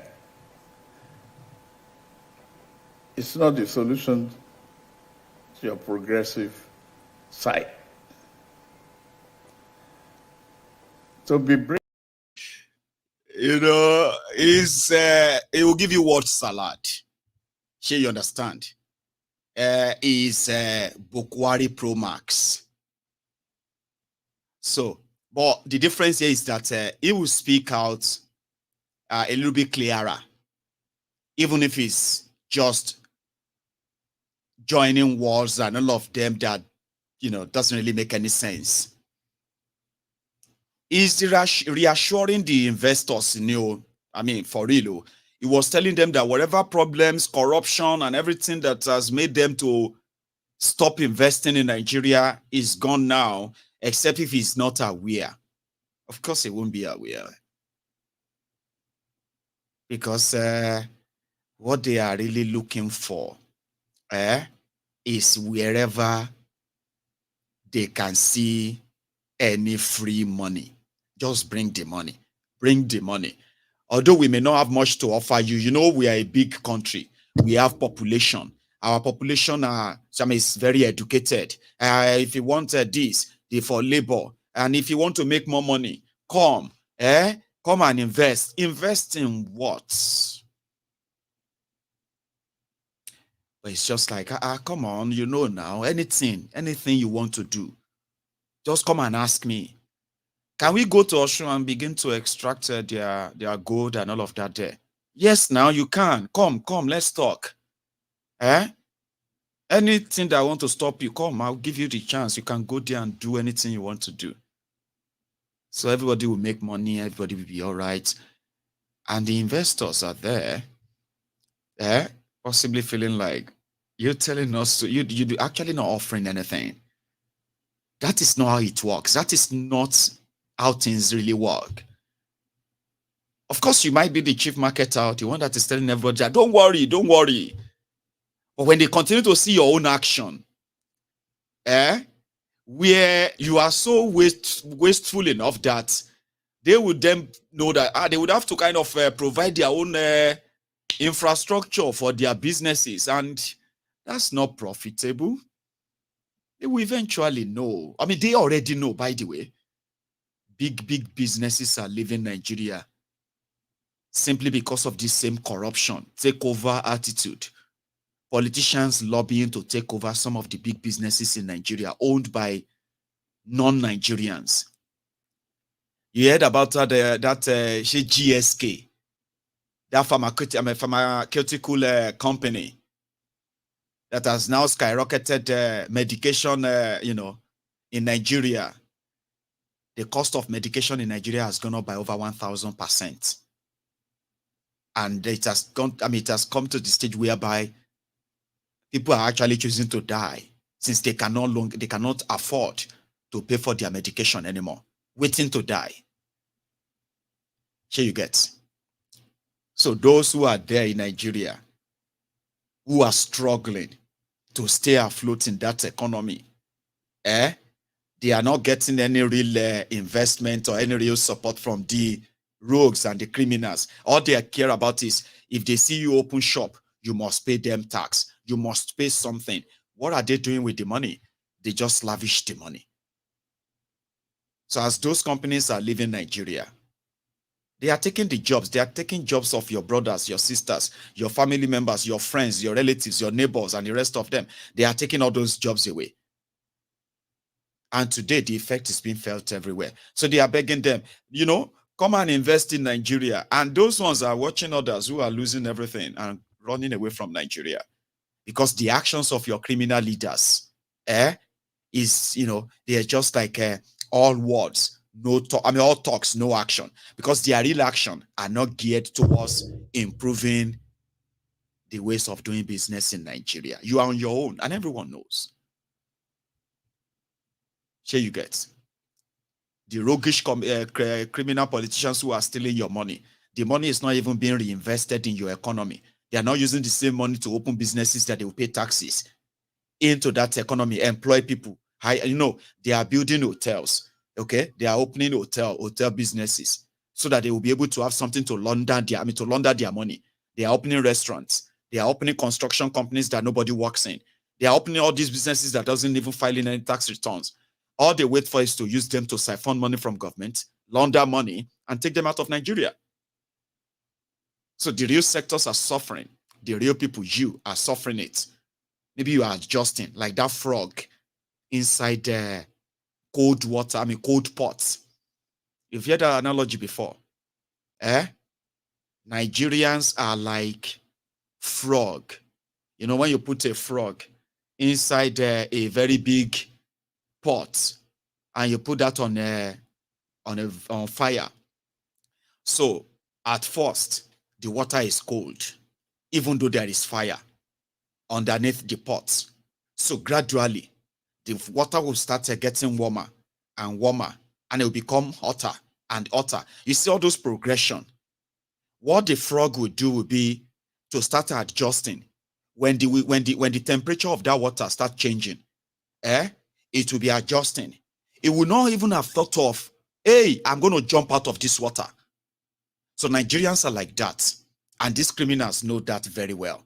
Just tell them whatever they want to hear, even if they are suffering and dying due to the consequences of our actions. They can continue to adjust. So majority of you are like that frog in that hot spot. So the hotter the water, the more you are trying to adjust, you turn, and guess what? At a point, the water will become boiling. And guess what will be boiling inside it? Dead. That same frog that felt comfortable 10 minutes ago. It is the same thing with our life, everyday life in that Nigeria. A lot of you, your life were very comfortable 10 years ago. The criminality of these guys, the plutocracy, that triggered inflation. Okay? The inflation that devalued everything you have. So 10 years ago, gradually, you lost everything. A lot of people have lost everything. In a space of 10 years, they are just walking dead, like that dead frog in a boiling water. Nigeria is that boiling water. Others are on their own side. It is only warm. They can manage. It's not hot yet. So they are adjusting. So some others, it is still cold on their own part. In that same pot, they are rolling in it and feeling like, why are those ones crying? Why are those ones jumping? None of them, none of you who are believing in that one Nigeria is willing to jump out of that water, because to you, it is not that hot. It's only warm. Some people, it's what they did that is making it very hot for their own side. The fire is hot there. It's not hot on our own side. Come to our own side is easier. And the rest of all those. But one of these days, the entire pot is going to be boiling. And all of the frogs inside there, those enjoying cold parts, warm parts, and very boiling parts, everybody will be boiling together. It may then be too late to jump out. Trust me. Because you see the person who happened to be is it the president anyway, the Court of Appeal in Nigeria? They have a president, the one that is the head of all of the Court of Appeal.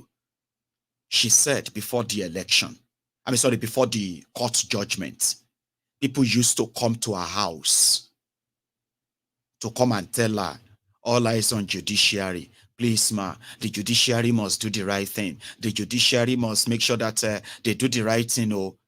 Then after they gave their judgment, she said people stopped coming to her house. And that was the moment she believed they have done the wrong thing. Listen to her. During the presidential election proceedings, and as always said, during election matters, I run into the court and I run out because people are running to me. Oh my God, we have this case, we know you will do the right thing, blah, blah, blah, blah, blah. Okay. When the proceedings were going on, oh my God, we are praying for you, we know you will do the right thing. When the judgment was delivered, these same people, when they see me in here, they will take long road because they believe that we've done the wrong thing. Well, we believe that we've done the right thing and we've been vindicated by the Supreme Court. It is now left for the ivory tower. Nuisance Lele. That's her. She said people were pleading before their judgment. Then afterward, people started avoiding her, like, because they believe that they've done the wrong thing. And she still believes that they did the right thing. Sorry that I mixed her up earlier. Because according to her, she's convinced that they did the right thing. The judiciary. I'll give you one more. One of those they've managed to kind of get rid of. Meanwhile, I'm actually going to give you like two more. But we'll first go to Kano. The guy that they are about to remove. What's that his name again? They are about to remove him, the Kano State current NNPP governor. Then PDP governor, they want to remove in Plateau. Abia governor, Labour Party governor, they want to remove in Abia.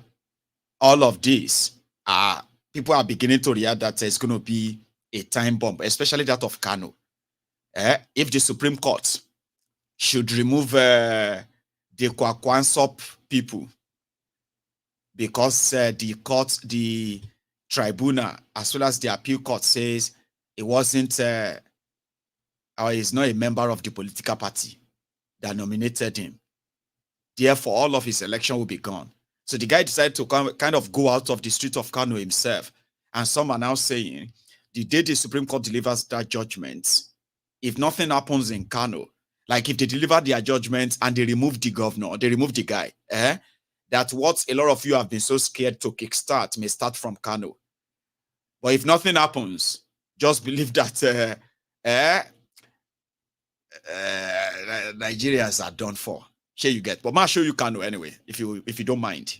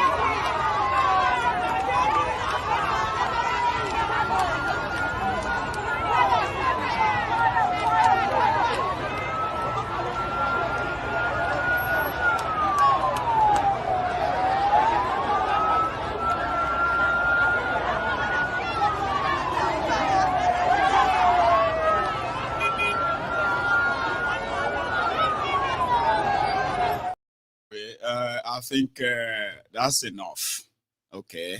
He probably just wanted to show that if the court, after those people elected him and defeated, rejected APC, Egbekegbe, so you can no longer then go and use the courts to remove me because you said I wasn't nominated properly.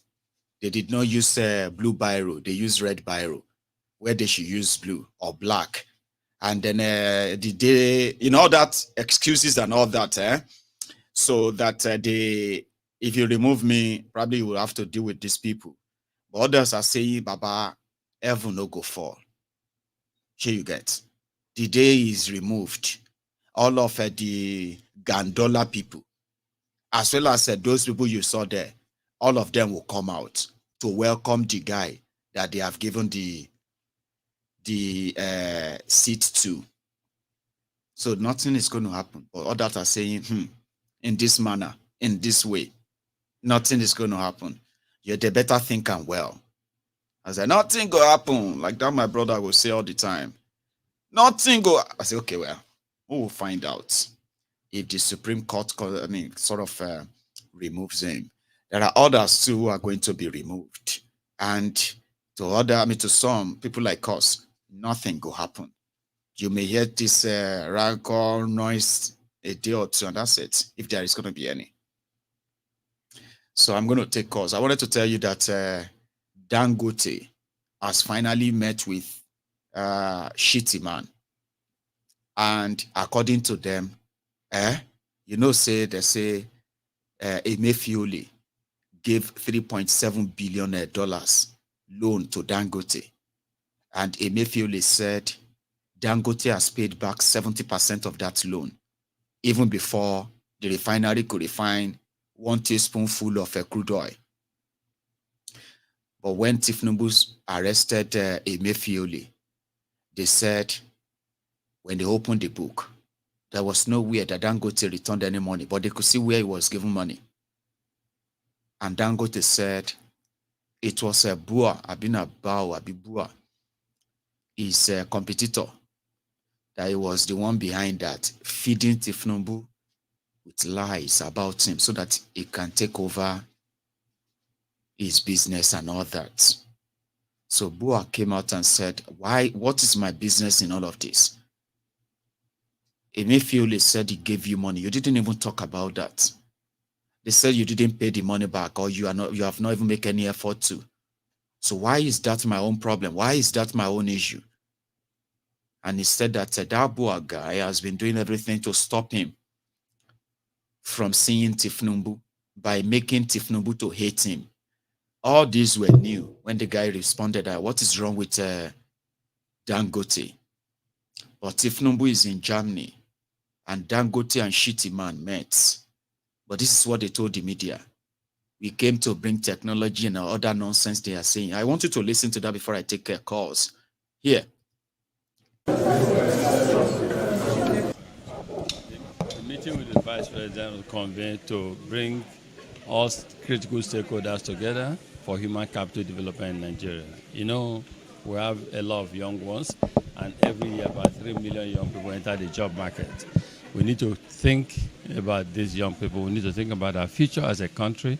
We need to prioritize our young ones. We need to develop them. We need to give them economic hope and opportunities so that we can collectively develop and then say no to extremism and yes to prosperity. I am happy that this is happening under this government, and I'm happy that the Vice President conveyed all of us to support this initiative. What specific areas are we looking at in helping the young people in the country?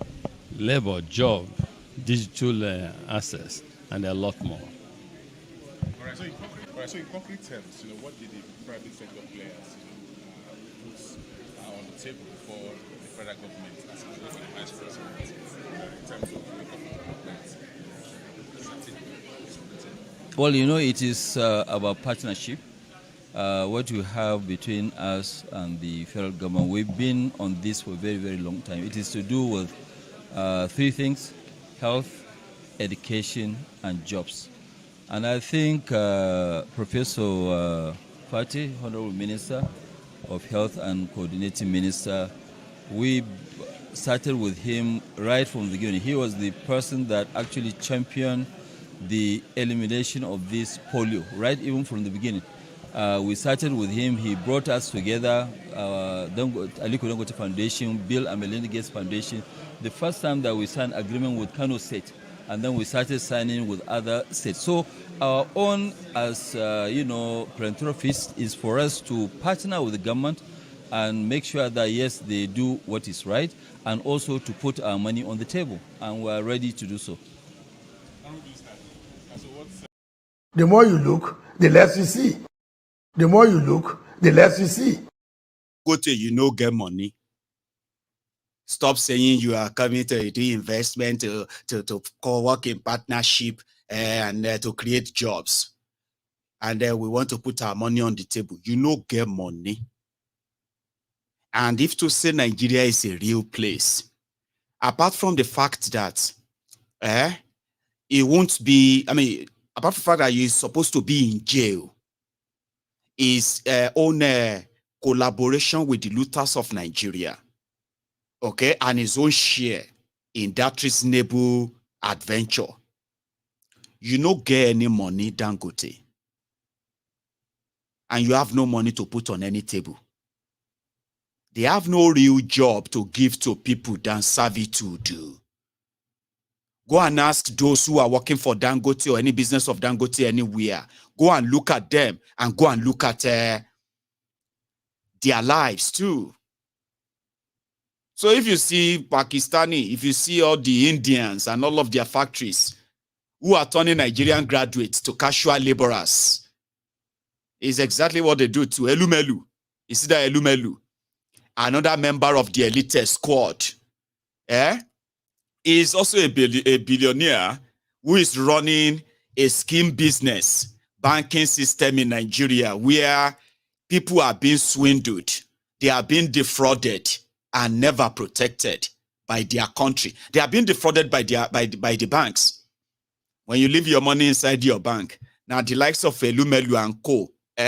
will begin to take the money from your bank, okay? And these are the profits they declare to the. Do you know how much they actually declare as much money they make from bank charges that you never really incur? So they exist in that economy, the economy that is just there to take advantage of everyone.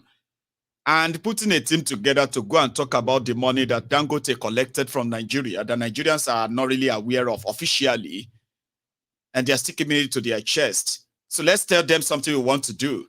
PhD holder, Shina MSc people are be master degree holders are driving truck, and they are so proud of the achievement that Dangote is paying a master's degree holder as drivers, because there is no job in Nigeria, and they could be all drivers of Dangote driving trucks. Do you understand that? So that's so we know about the monopoly, we know about all of this, but let's just tell them that. Let's tell the people that we want to give them job, technology, to stop extremism. They went there to go and tell a shitty man, please, whatever you can do. We also have something to offer. We have some money we can also, for your office, we can arrange some things for you and your guys. But just make arrangements. Make Dangote meet Tinubu. This may sound like, Dangote will they beg to meet. No, it's not about begging. There is something in there. Tinubu, the chief drug lord, the most, supposedly the most wanted and most investigated, but never jailed, is like the dawn now. Every cabal, every rogue, all the billionaires, millionaires, drug dealers, kidnappers, money launderers that are presenting themselves as honorable men and women, businessmen and women to all of you in public, call who now have all their data, including that of Dangote. So it's not that Dangote couldn't call him and say, I want to come and see you. But that has been impossible for a while, since they locked Emefiele up. Sure you get. So all these ones that they want to bring technology, they want to bring job, now nonsense. So now absolute trash. And I hope you understand that. But if you don't, okay, you can continue to wait for Elumelu's job, technology. You can continue to wait for Dangote's job and charity. you get? Let's give them charity. Now collected $4 billion. When they give charity of 200 million naira, say, do you know how much Dangote spend this year alone? He has given over 1 billion naira in charity, scholarship, this and that. Why won't he give 1 billion? Nigeria gave him $4 billion. Do you know how much is $4 billion? So if you can take what do you call it? If you can take $1 million, I'll be $2 million from it to do charity. He don't do charity now. Since those of you that the same money that they gave to him could have provided good and standard education, accessible education for your children, free education, real free education. So you won't need Dangote to give your child a scholarship before you can pay for their schools and all that. But since they could rob you here and give you peanuts here, you shouldn't worry anymore. It has always been like that. But they should come clean instead of all these lies of, we are coming to give you a job. Which job? Which one? Technology job. Which of them? They are talking to shitty man to please do whatever he can. So maybe in another 1 week or 2 or 1 month or in another few months or so, if a shitty man is able to push it, una go sit down Dangote and Tinubu together and they will say they are coming to work on advancement of Nigeria. They are not working on any advancement too. That's what he does best. Negotiating a soft landing. He is a quota system billionaire. He cannot be shamed. He cannot be prosecuted. He cannot be investigated. So if the price is right, it will meet Kolu. And this whole thing will just be like a bad dream. He will wake up the following day. You'll begin to see him everywhere again. If he's not planning to buy Arsenal, maybe he will be planning to buy Real Madrid this time around. Once all of these are gone, he will come back with his PR again. The richest man in Africa, the richest man in the black man in the world, the richest this or that. And if you say they don't clear all these things with that, he can go ahead and enjoy the money. I thought I should tell you. It doesn't really matter if you, because there's nothing you can do. Not really. The shege continues. May I just take a simple break? I won't be long, okay? Just a minute or 2. Then I'm going to take calls. So if you are still watching me and you want to call in, all right? The number is on your screen. Pick up your phone and dial the number. WhatsApp calls or direct calls, it's up to you. I won't be long. But just remember, don't leave this broadcast without liking it. Just like the broadcast, share it. You know what I mean? And I will take calls soon. I'll be back.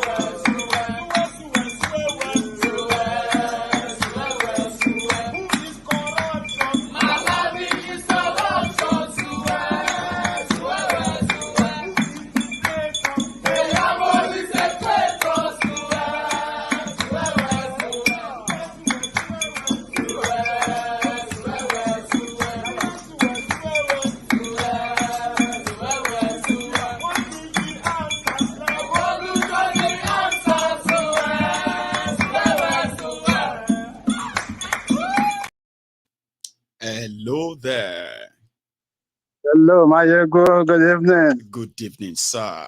How are you? Hey, from Atlanta once more. Oh, say that again. CA. CA from Atlanta. Baba, how are you today? Oh, and how is Atlanta I'm today? good. It's raining. It's been raining all day. It's been very cold here in Glasgow. Yeah, wet day. Not. I saw the Buhari interview, even though you know how that guy is.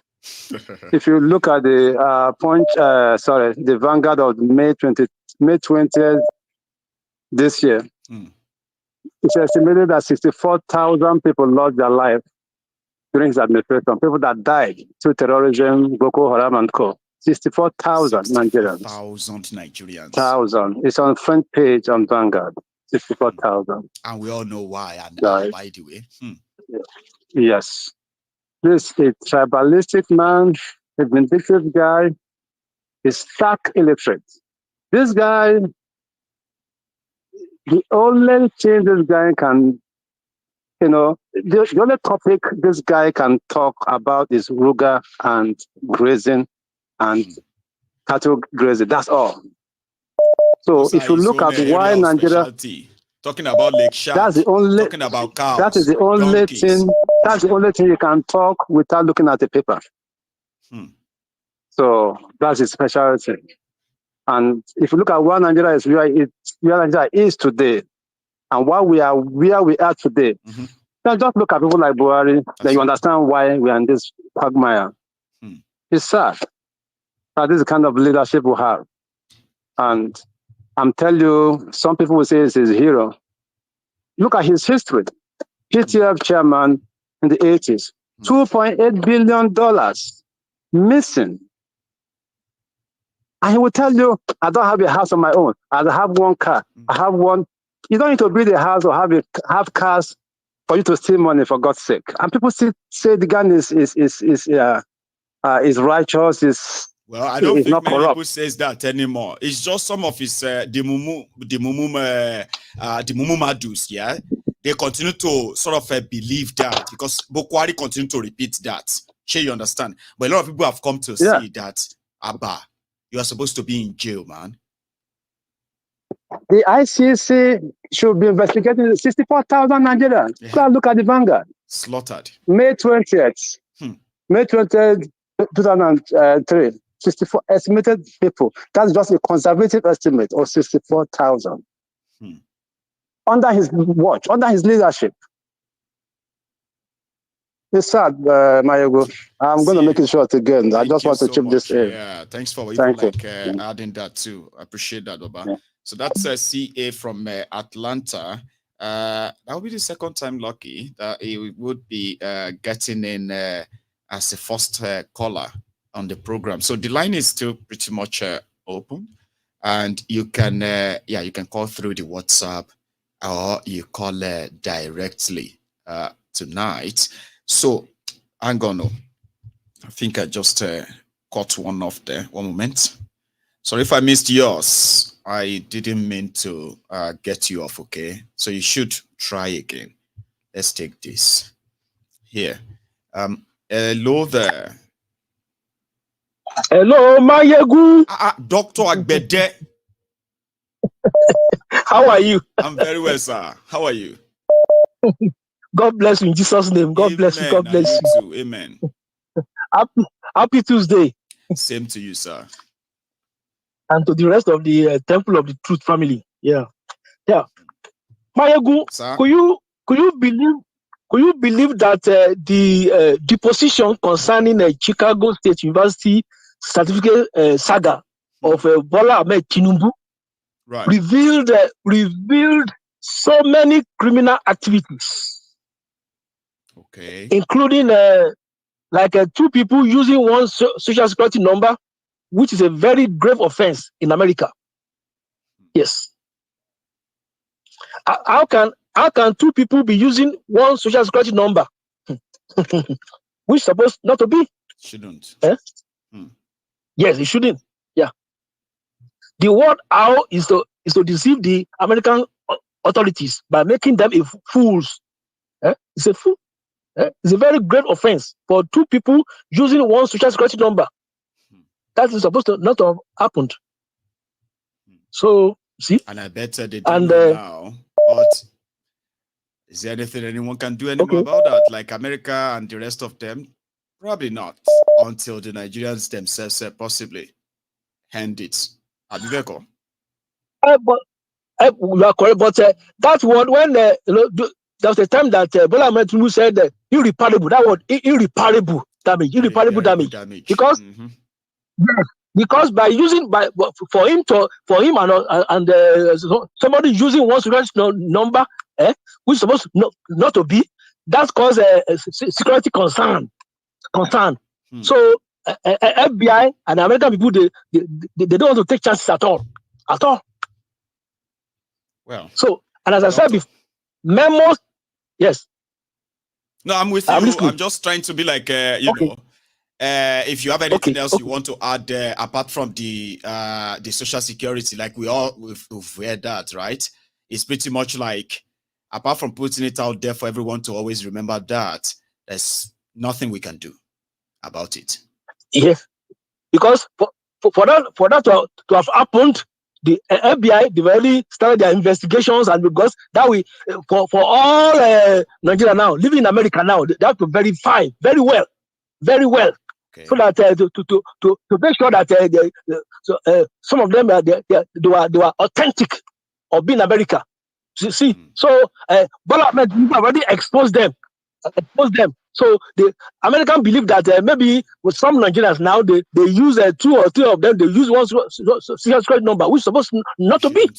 So Bola Ahmed already exposed them, which is supposed not to be. So.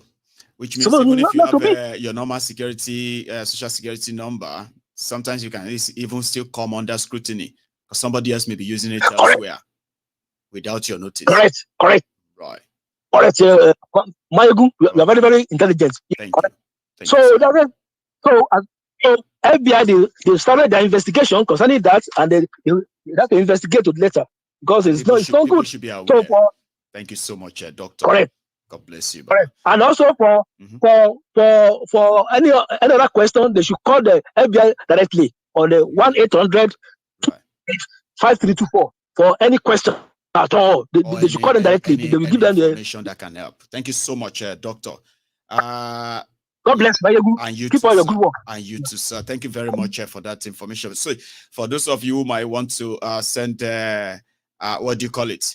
That you might want to send your own. A little bit of help to the way of the FBI on this info. Please call that number 1-800 and others. FBI. But here, hello there. Can you mute the broadcast, please? Is that possible for you to mute it? Hello there. Can you mute the broadcast? I'm just going to cut it off. So what happened is that sometimes people call in and they don't even believe that their call has been taken. And hello there. Yeah, good evening. Good evening, sir. How are you? Yeah, I'm fine. How are you too? I'm very well, thank you. My brother, I'm very, very grateful for you. You are doing a marvelous job for us. Thank you. What's happening in Nigeria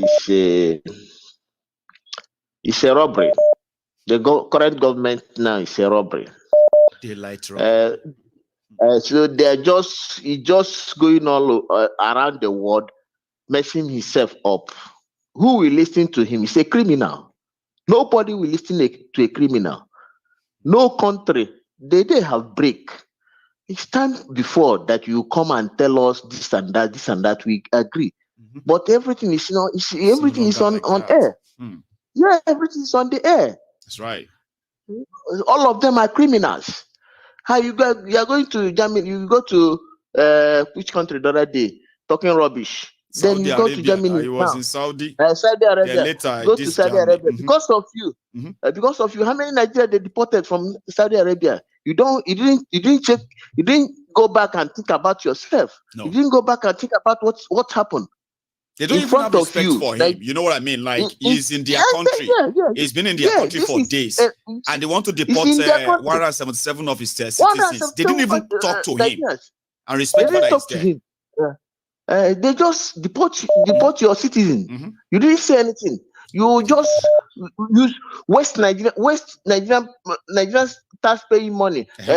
Carry Nigerian jets to Germany. Go there and talking rubbish. People know that you are a criminal. You don't have a record. You don't. You are a criminal. People around you, all of them are criminals. Who will listen to you? Nobody. You are just messing yourself up, messing Nigerians up.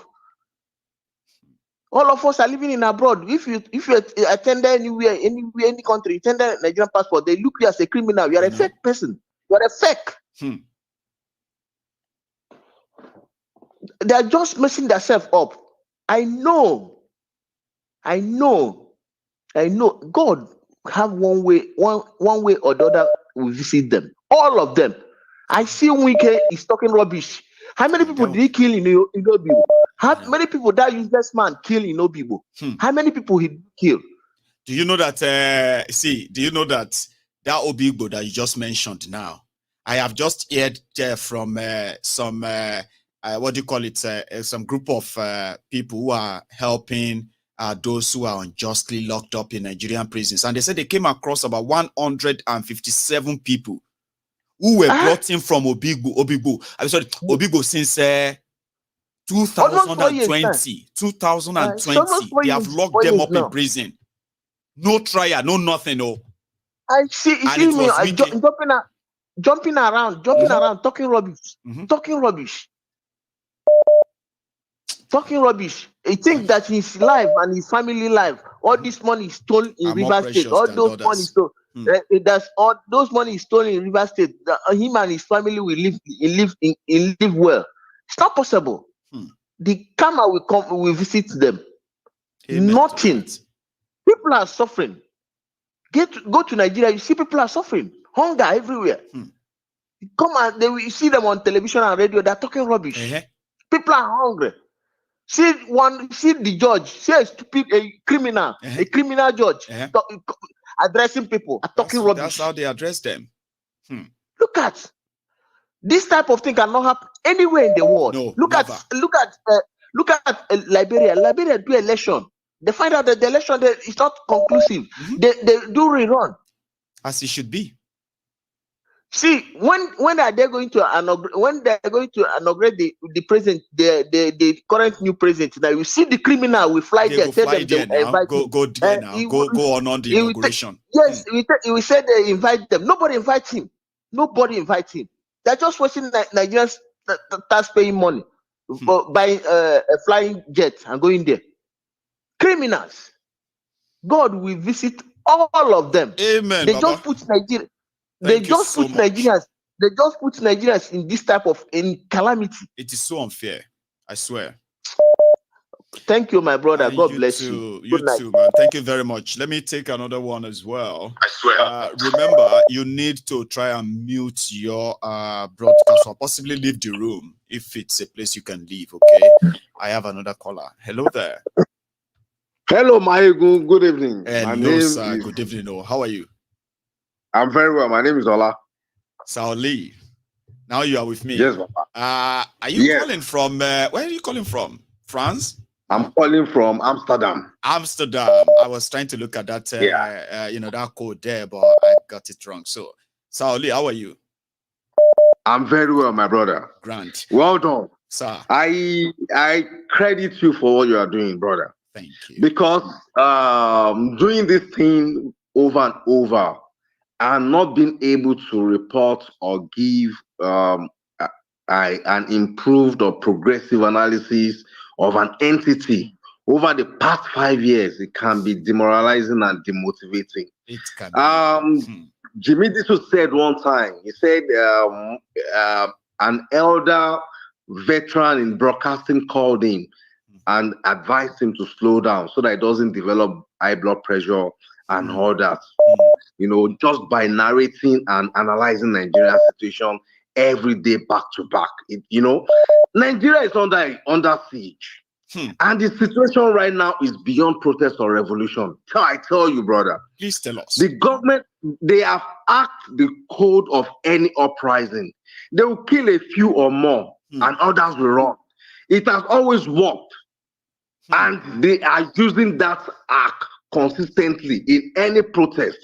Didn't they mess up the NLC chairman recently? Anybody can be a collateral damage in Nigeria. If you want to interrupt what is going on as a result of the corruption, the politician, the religious leader, the industry leaders, the elite, they are all complicit in the hostage of the people and the state. Go on.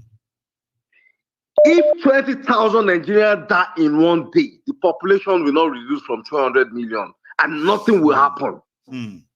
Haven't we seen extreme situations where hundreds of people were kidnapped or killed across the country? Was anyone consequence managed or to prevent prevention and reoccurrence? Not even the survivors, the survivors of such killings in their communities to even react angrily and say, why are they killing us? It's always been, help us, please help us. Oh, they are killing us. Oh. And hundreds and thousands are dying. Wow. Mahegun, those are the symptoms of a state under siege. The people are helpless and they are helpless. Helpless, helpless, and hopeless. Yes, and hopeless. Why are we surprised that Sanwo-Olu spent 2 billion or 2 million on air freshener? But have you seen their response? They came out and said, yeah, we spent it. Okay, yeah. They repeated it. They reduced the 2 billion to 2 million. It didn't make any sense anyway, but fine. But others, they said, okay, yeah, fine, we spent it. So, what you go do? That have been the modus operandi. Were we not alive in 2018 when Obasa spent about 32 million on travel allowance to Turkey? Tell me about it. He is still their speaker. In 2018, you spoke about it, Maegu. I did. Yes, it was all over the dailies. Are we forgotten how the past two accountant general of the country looted billions? The last one took 182 billion, Baba. The one before that one. See, he's now a chieftaincy title holder. 2 chieftaincy title holder in Kano today. He's not in jail. Yes, because if you steal in Nigeria, steal something humongous and huge so that you can have a plea bargain and elevate in the society. And enjoy the rest. Yes, Maegu, if God preserve our lives, and we live another 50 years, and you are still running a broadcast, we will still talk about Nigeria in another dimension. That is now the scary part, right? That's the scary part. Unless the inevitable happen, Maegu, your fans or your members of the Temple of Truth, in their 60s, in their 70s, in their 50s, in their 40s, they call into this program and they tell you different ruin and mess Nigeria have been over the past decades. That's right. So what makes you think that it will change in the next 20, 30, 40, 50 years? Swear for me, if the inevitable doesn't happen. And I'm saying that when they don't swear for me, Baba, I go can't believe in Nigeria go. It can be like this for the next 1,000 years, except the inevitable happen. You said. Maegu, let me take you on a trip to Republic of Congo. Oh yeah, now I'm enjoying it. Go on. Let me take you from Congo to Eritrea. Let me take you from Eritrea to Sudan. What do you have across all these places? We have countries whereby the corrupt elite, the politicians, the military, they have connived, they have thrown the country and binded them onto the Philistines. And they have different rebel leaders and different political leaders controlling the resources and the people. The people are already done. They are the pawns. If Nigeria is edging toward that stage, everybody talks about the hunger, everybody talks about the poverty, everybody talks about the depression in the country, but nobody's doing anything about it. And they keep on looting, they keep on stealing, and they come out with their face bold to tell us, to tell you, to tell me that there is nothing you can do. The fortunate few, like me, like you, we leave the country for them. We seek our liberation elsewhere, but can 10 million Nigerians relocate? No. No. Maegu, God bless you, and God continue to grant you more strength. And you too, to continue. Baba. Thank you so in much. this movement. And you too. Thank you very much. And I love that disguise, by the way. Ola, you should have told me from the beginning. Baba, you have a good one, okay? Because you know something. Very much. And I have this. Hello. Hello. Yes. Hey, why you going to carry my phone today? I God, I win. I win that photo. Ma. I'm so happy. Oh, bless you. My name is. I've been trying to call. Thank God. My name is Joyce. But on YouTube, I'm known as Joyce. See me beaming with that joy of your reaction. And it is so.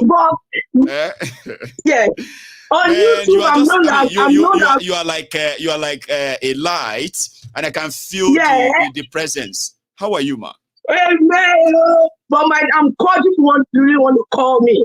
Love of God is my strength. I love that name. Amazing. That is the name I gave myself. Love of God. Love of God. Yes, Mayogu, I like this brother that I didn't watch your program from the beginning. I just want to speak freely, please. I just want to speak freely, ma. This is a safe place. Go on. Yeah. This brother that just finished speaking, I disagree with him. And why? Ask me why why did I disagree with him? I disagree with him for saying that a revolution or protest will not help Nigeria. It is wrong. People have done it everywhere. They did it in Sulaika. They did it all over the world, even in Ghana. Everywhere what they do is protest or revolution that we will do to get ourselves from this wicked politicians who have. We must have that spirit and not just be told that we can't. I like that. We can do it. We can do it. You know what, Mayogu? What these people are doing to us? They are putting hand in our eye. They are telling us that what can you do? Yes. They are telling us that you people cannot do anything. What are we want Ogun? Ogun, come to see them. We are telling what you want in Nigeria. Nobody fear them. If you preach the hell of Nigeria, you will not be able to do anything. Wow. That is the way I'm looking at what is happening in Nigeria. Something is happening that all of us to open our eyes. What is happening is not ordinary. Something is happening that Nigerians, as we are very known all over the world, we are going to allow a set of people to use us like banjo, to use us like hotel, without to use us like grandpa. They don't care. They don't care. They don't care. They don't care. So you still strongly believe, my lady, you still believe that even though it may look kind of bleak now, but it is not outrightly like a gun that is not impossible, because you strongly believe that people are going to push back and it is going to make a difference, even if it is not just yet, but it is going to happen. You do believe that, yeah? Yes, you know what it is. Freedom is not giving. It is taken. It is taken. That's you have to deliver yourself. When God created the world, He gave you your own land. He gave you your resources. He gave you everything. Another man is dominating it, taking it from you. You are useless. You are useless. You are not getting to the potential that God has given you. And some people gather themselves. If you go to heaven, God will say, look how stupid you are. That I gave you everything and you can't fight for yourself. And some people take it from you, and every time you go to your corner and carry you can't fight. Then tell me, when are we going to fight? When are we going to fight? When are we going to get ourselves off this problem that is happening? Especially those who have been the victims of it for so long and complaining. When exactly are you going to break out from that psychological bondage? That's what Milady is asking. Please continue. Yeah, look at some people in Nigeria. I was on a Nigeria Watch today, and so there was this street interview, and some people are supporting Tinubu. How much is that? You will see we do it well. Yeah, before 3 years time you will do it well. You are dying. Your face is like a pala. Your face is like what people teach you. You are dying, you don't know. You are dying. It is annoying to see our people, they cannot stand up. You see them, everybody will just be doing as if then on Sunday they will carry Bible and go to church. And they will go and sit there. And when they finish, they'll put money. And the pastor is flying from Nigeria to America. And they will be there. All of my say, God will do it, oh. God will do it. For Nigeria, seriously. And they will begin to give them, prophecy. This is your year. Thank you. You know what I asked some people without being blasphemous, man, right? Without being blasphemous, okay? I asked some of the people who have allowed their, religious leaders to make them believe that God has special plan for them this year. But they didn't tell them that whatever God has as a plan for you, the devil to truncate that plan are your politicians, okay? So I said, for those of you, because your pastor said this is your year, and you don't want to participate in any freedom movement, any revolution or anything, because they've told you this is your year, you are enduring, you are telling others to keep quiet. December is just about 2 weeks, it's less than 2 weeks away. And the end of 2023, you know what? The end of 2023 is just about a month or 1 week away. The pastor that told you not to fight, this is your year. How far? I want to ask people that, Omar. You can help me ask them. You don't move on to 2024. Yes, ma'am. But you read Nigeria for a while. Nigeria is made for the politicians, the religious leaders. Absolutely. What they are is a more good for Nigeria. I will say it is the religious chapter of APC. Redeem. Yes, it is the religious side of APC. All of them are into this thing that is happening to us. They know that is why when they were in court, they were coming out and telling us that don't worry, dollars will go down tomorrow. In Jesus' don't worry, dollars will go up tomorrow. And in our eye, dollar is going up. Pounds is going up all the time. And we that we are here, we are suffering for them. We are going out in the cold, coming in for them. And they are sitting there and they are not thinking of what to do. Rice has gone to 775,000. It go better. Oh my God, what can I say? Nigerians, I wake up every day. I will say you can carry myself to fly. Make wish then my body can go kill everybody when they there. I'm angry. I'm a lady. I can understand that feeling, right?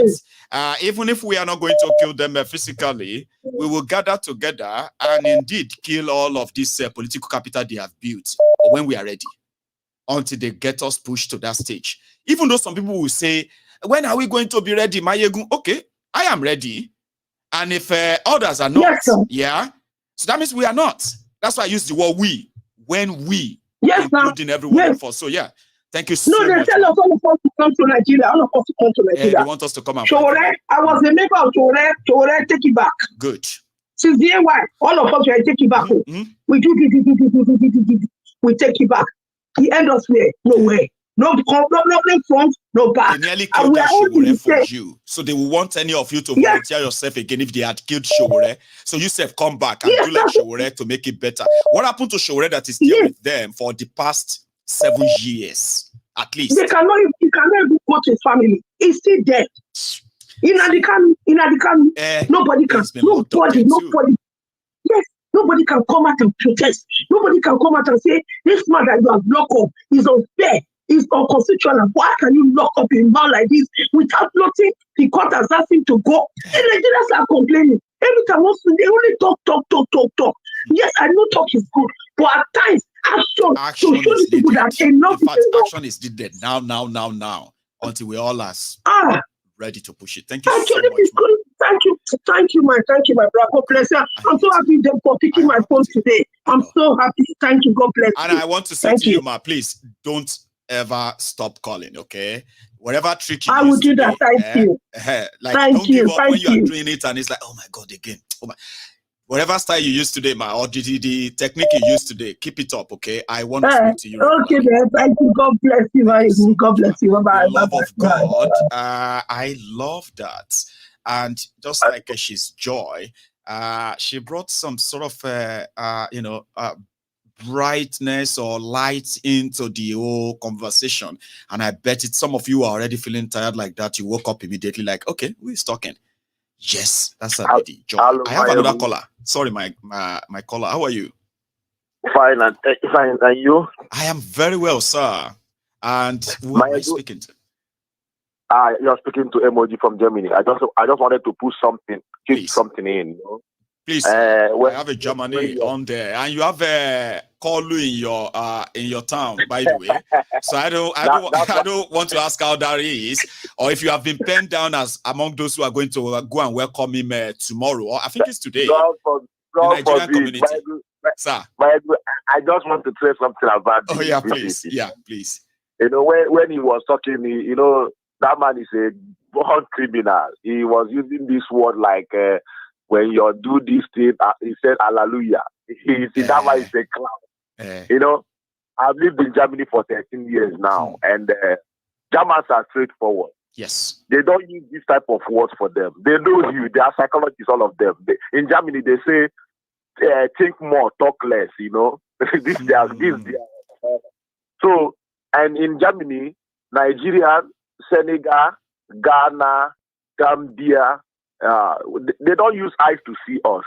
They don't believe us. No matter the type of documents you drop for them that carried your logo, they don't care. They just welcome you because they are seeing you physical. They never believe us because of asylum thing. After saying that you're from Sudan, all those messed up tomorrow you will come back and say you're this or that, you're that. So they don't. At the end of the day, when you bring your passport, they will put your real name and put Elias, that name you answered when you took asylum. And Tinubu that came there telling them that their money is safe. You know, these people, their hands are like gum. They don't bring their money out anyhow. No. And they know the record. This is the chief of Elias. No, when they put alias, they have all the details. You are very right, okay? And Oyibo, you know Oyibo in their country, right? In that your Germany and possibly here and everywhere too, right? Before they will say, oh, you. Have you found something you want to do in Nigeria? They say, yeah, we have. And what's your plan? What's your portfolio? It's okay. We have a portfolio of 100 million euro. Okay, where is that money going to come from? Germany and the German financial system, they will scrutinize that money that is leaving their country to Africa because you have to guarantee them what is coming back. So if you now want to let them bring like 10 billion euro out of Germany, knowing Nigeria, nobody will release such. No, don't let us deceive ourselves. Yeah. Nobody will take clean money, 10 billion, 20 billion, and take it to Nigeria. No. But I went to ATM. I deposited money from ATM. Yeah. My own money. Your money. Then I went to the bank in the morning to transfer this money to where I want to transfer it. Then you need to prove what you are doing with that money. Bank now wrote me a letter. I wanted to go and use my ATM. The ATM swallowed my card. I went to the bank. They were all running around like this as if a criminal came inside. And I asked them what's the problem. Yeah. Because I was confident this is my money, genuine money. This is your money. I said, what is the problem? They said they don't want me as customer again. That I should go home and wait for a letter. When the letter came, the letter now wrote you put money inside your ATM by 11 o'clock at night and remove it by 9 o'clock in the morning. And we don't know the source of the money, but we know where the money is going to. So we don't want you as a customer. They push me away. They said I should get another account number so that they can transfer every money that I have. Money to another place, but we don't want you anymore. After 2 weeks, the criminal police now wrote me a letter to come and defend that money. My guy went there with my passport. I said I came from Nigeria with this money. They say, why do you came? What are you going to do with it? I said, a friend sent me to use it to buy a car for him. You know, they saw my passport stamping in and stamping out. They saw it. That's how I went from that money. They now asked me, how much did you make? Because my account is not for business. It's only for my payment, you know, my salary. So I now showed them the passport. See, look at when I came in. This is when I got this money. The money is not complete. I just came with only this one, but I don't know the amount that I can use at the airport. You know, So all this thing, this guy went there to be telling them, they know you are the chief forger, you are the chief fake name. You and do anything drug. Especially drug. It's a stigma on anybody in Germany. It's a stigma. So all this thing is making jokes. You remember that in that same year, Germany, Baba, in that Germany, when the issue of the drug stuff and everything went viral at the time, there are German papers that actually said Nigeria just elected former drug baron. There are newspapers in Germany that reported that as their headline. I shared that on this program. Yes. So that drug baron is in Nigeria on German TVs right now. Abi, people are looking. The Germans are looking at that. Is that not the Nigerian president? That guy is that not the guy they said that it was a drug dealer? They say yes, it's him. Anything he's talking there, they are laughing at him. They cannot do business with him. They cannot do business with him. Never. Forget about it. They can only do business with him just to get something to put in to help their own citizens. Yeah. A German can come outside and be eating dustbin from another street that is far away from where he or she is living. So anything you want to do to make them beg for bread again, they suffered a lot 50 years ago. They said anything, they will tell you, shoot me light. Even though it's your best friend, anything that will make them go back. So Tinubu coming to Germany itself is a threat. That's what I was laughing when he was telling them all these things. These people, they are not like US or where you can just come and do anyhow and talk anyhow. They will listen. Of course, now like normal bilateral meeting, bilateral trade deal, and all of that. And mind you, he's not the only person in town. It's not like he's on a state visit to Germany. He came there for the summit they are doing for Africans. So of course they will attend to him like everyone else. If you do real investigation, they already mounted a security on where he will stay and what the people that came with him. You know what somebody tell me? And I think I've shared that on this program a while back, right? Talking about this stigma you just mentioned now, okay? They said that don't be surprised that there are some certain countries that every time the president of Nigeria is in town, they are going to appoint people to be following everyone in his entourage to check what they are doing.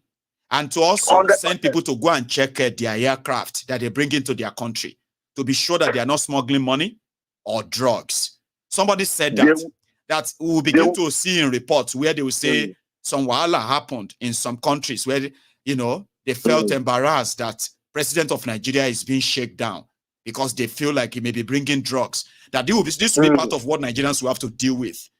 And we are almost there. We are almost there. It's a joke. That place he came is a joke. And another thing is that about the church, that's what the guy said. The other guy said, the guy that called from Netherlands, he said that the government, they have hijacked, Nigeria is under siege. I believe him. Because the way they are doing these things now, they are just putting it on people's face. Like, what are you going to do? They don't hide anything anymore. And for me, I'm counting the heads the rich men heads that are going to roll on the street when there will be revolution, because it's going to come. It's going to come. Nigeria, like you said, one of your programs, you said that Nigerians are people you cannot cage. You can take time, but when they start, it will be another thing, So these guys it will lead to where a lot of us never really planned or prepared for. But it's been a while that so many people have tried to counter me on that. Like, Mayegu, let me tell you something.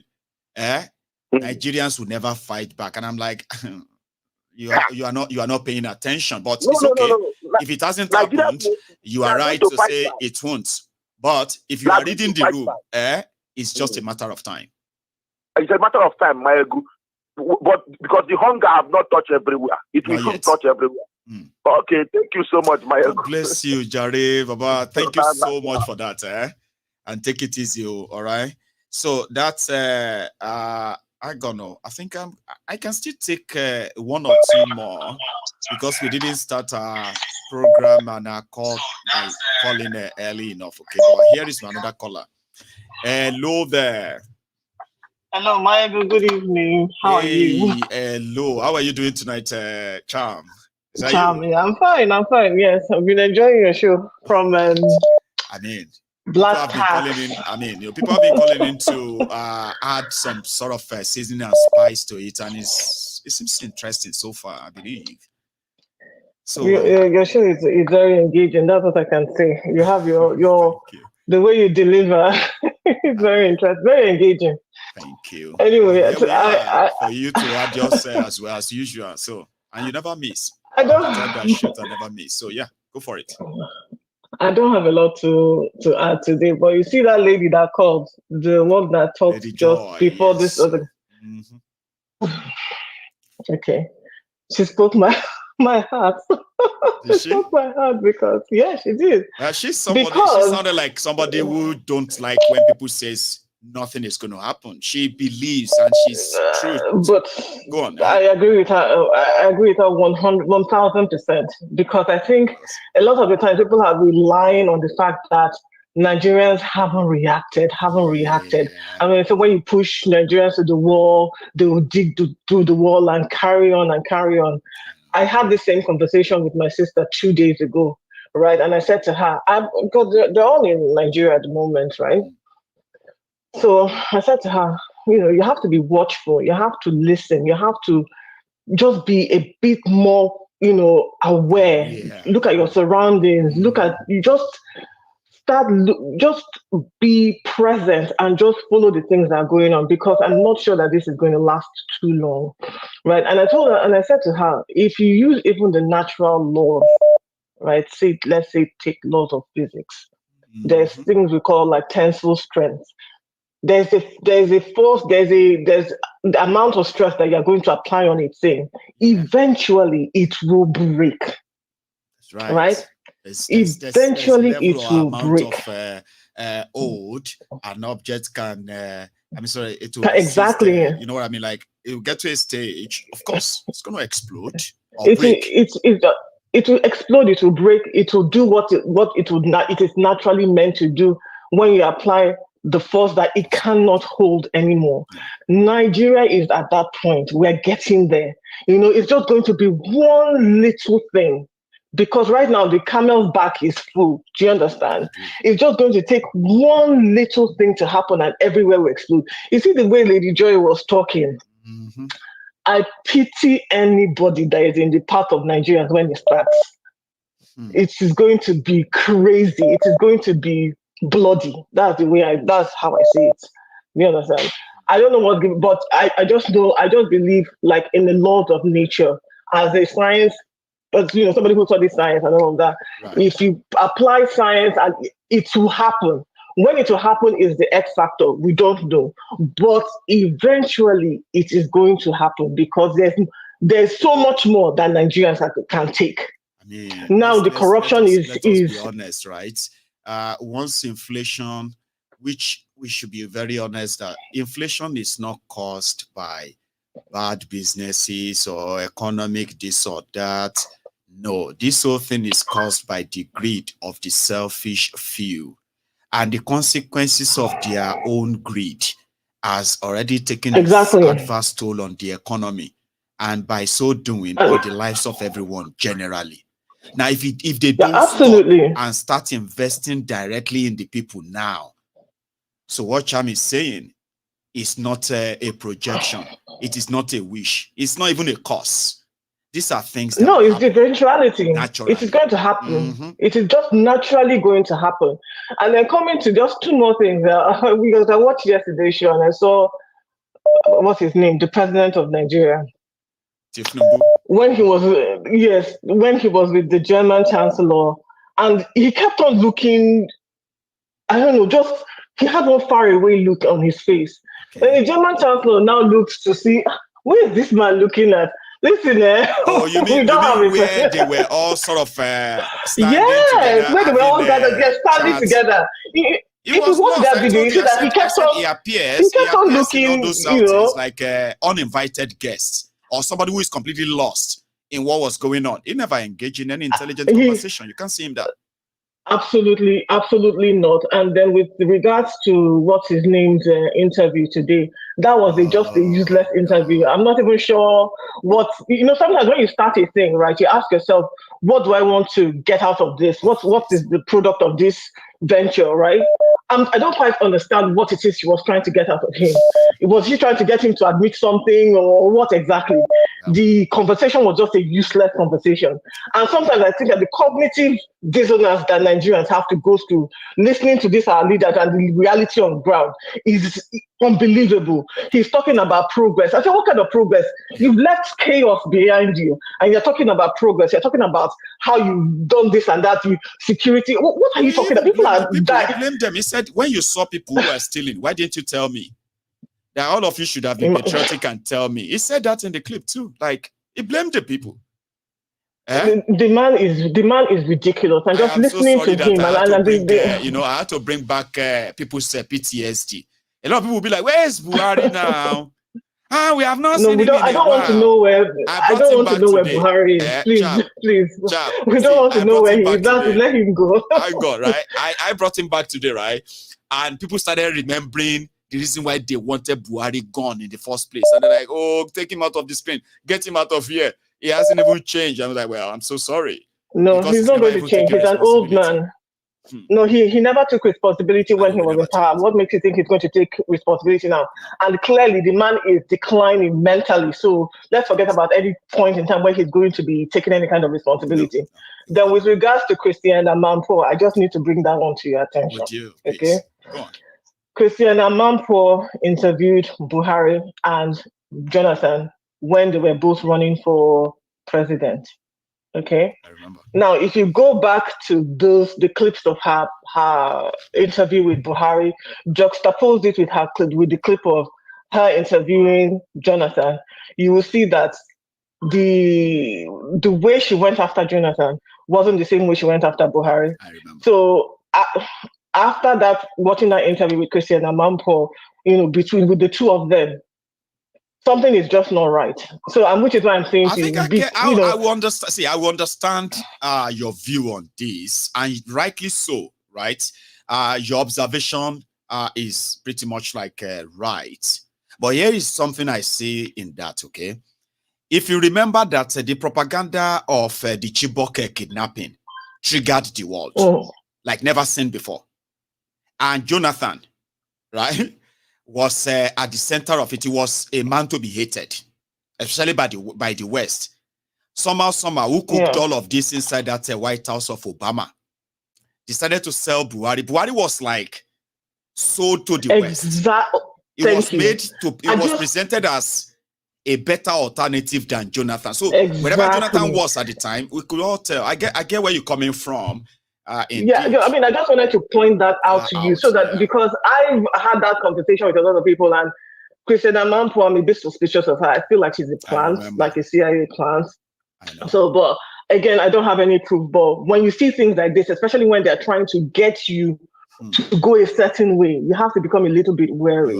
Okay, just to put that big out role in bringing this calamity upon Nigeria. You are so right. Exactly. I was referring to our usual, our usual hard, punchy sort of questions when he's speaking to some of these Arab countries' dictators, right? And because she needs to do that. So I was referring to that, like if you have something like that. Like somebody like that questioning, but it just brought my mind back. I mean, my memory back that Mayegun, stop thinking like that. Amanpour was once with Buhari, and she did a yeoman job for him. What makes you think she's gonna now question him? Exactly. I take all of that back.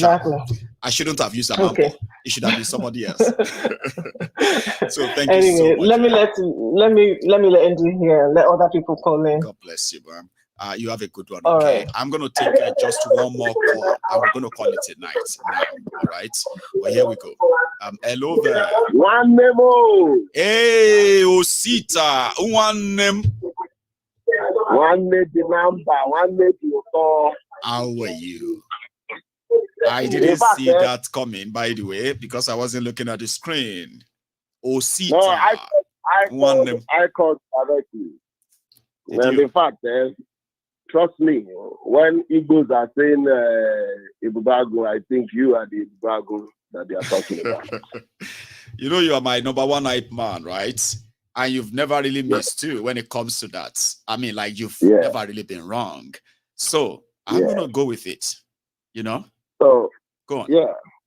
I really never wanted to call, but in fact, when Lady Joy, when she spoke, believe me, she spoke my heart because I think, I think in one of the programs here, I've said something as regards to that. Really, I was just thinking when she was talking, and I can proudly tell you, the reason this revolution has not come, if you look at the resistance that the white people, the British, they had in Nigeria, the resistance, one was the one in Abeokuta led by Chief Olufunlayo Ransom Kuti. Or Anikolapo Kuti, anyone. And the other one was the Aba Women's Riot. That is right. One of the other biggest ones. Those two events. And when Lady Joy was speaking, and I just told myself, I reminded myself, I said, oh no, these are the kind of mothers, these are the kind of sisters, these are the kind of aunties that we want around us. You see, when you talk about gender equality that they talk about in the Western world, everything in life that you do, every provision, it has the negative side and it has a positive side. That's right. And one of the negative sides that it has gotten to where we are is that from the northern part of Nigeria, they've been able to silence, in short, from time memorial, women has been silent forever. And now the thing trickles down the south that we do not have those kind of mothers, those kind of women anymore. I tell you the gospel truth. The reason that the world has problems, either we like it or not, systematically, it is a man's world. That is the reason we have all the problems that we have. Think about it ordinarily. When it is pronounced that a man is dying, go to the hospital and find out the people that is going to be by the sick bed. The people that's going to be by the sick bed are women. So what am I trying to say here? Because they have successfully been able to cage the voice of our women, the few ones that were supposed to attain that particular position in life. These Wagamovian men in politics in Nigeria and Africa end up marrying all of them, and making them partners in crimes. So these are the things that you are saying.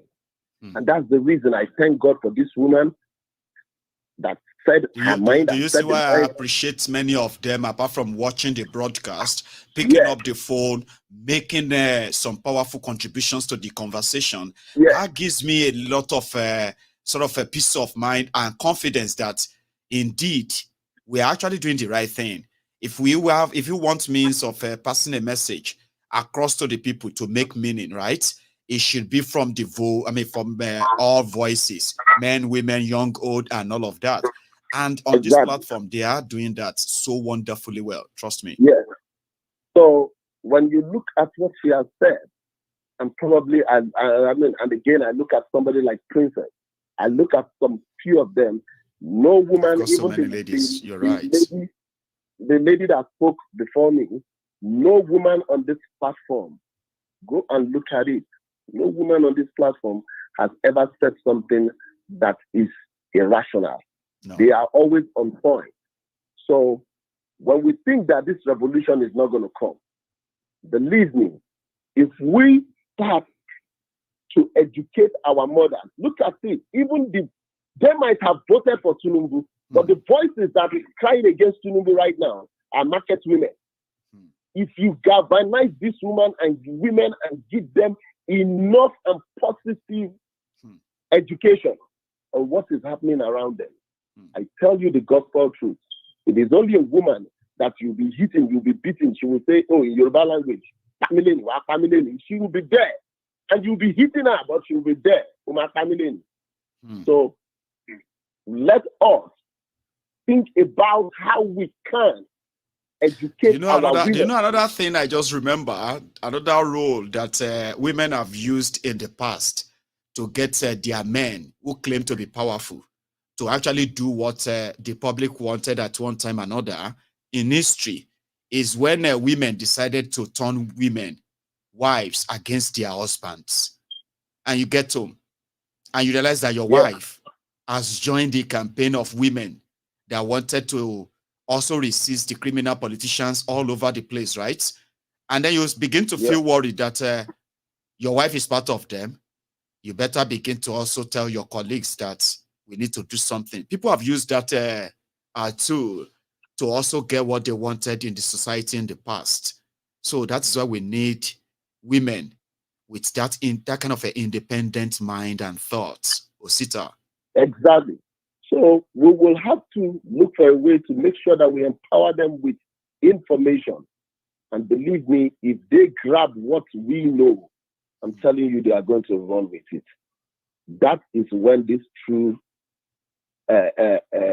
revolution, you will see how it is going to come in effect. We must learn not to leave them behind, because they are actually the forces that we need. Very, very critical part of the whole thing, no doubt. Thank you, Osita. This is where we are going to draw the curtains tonight. We've had our extras, and I don't want to make it more tiring for you. Thank you so much for your time this evening, and to everybody who manages to share this broadcast on YouTube. We were over 2,000 of us on YouTube, over 2,500 of us on YouTube tonight. Would you believe it that it's only about 370 of us that actually shared the broadcast on YouTube? Even though we managed to get 1,100 of us who indeed liked the video. So thank you to all of you who did that too. But before you go, okay, you can still like it and you can even still share it. The share button is under the video. Trust me, it is highly appreciated. I am going to see you some other time. If you joined us midway, remember, you can always watch this broadcast from the beginning again. But if you joined us from the beginning and, you want to watch the replay again tomorrow, you can watch them in parts, starting from 10 a.m. in the morning until 7 p.m. in the evening. Then we'll meet again tomorrow. Stay safe and take it easy. Good night.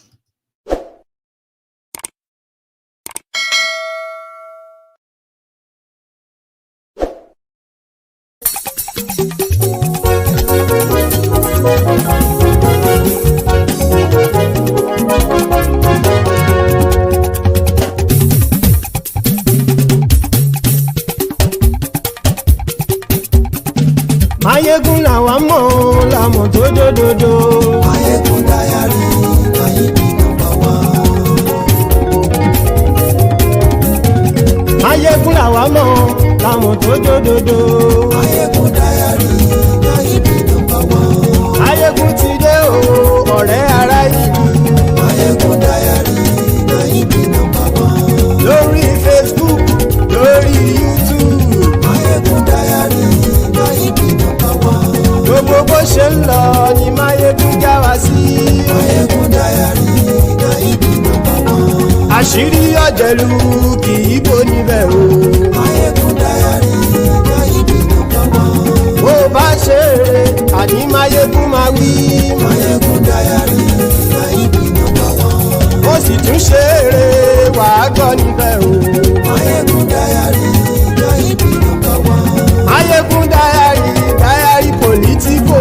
Mayegun Diary, Mayegun #1. Godfatherism kò sí lọ́rọ̀ Mayegun. Mayegun Diary, Mayegun #1. Ẹ farabalẹ̀ sá. lẹ́nu o. Mayegun diary na him be number one. Àní Mayegun làwa mọ̀ o, làwa mọ̀ tó dòdòdò. Mayegun diary na him be number one.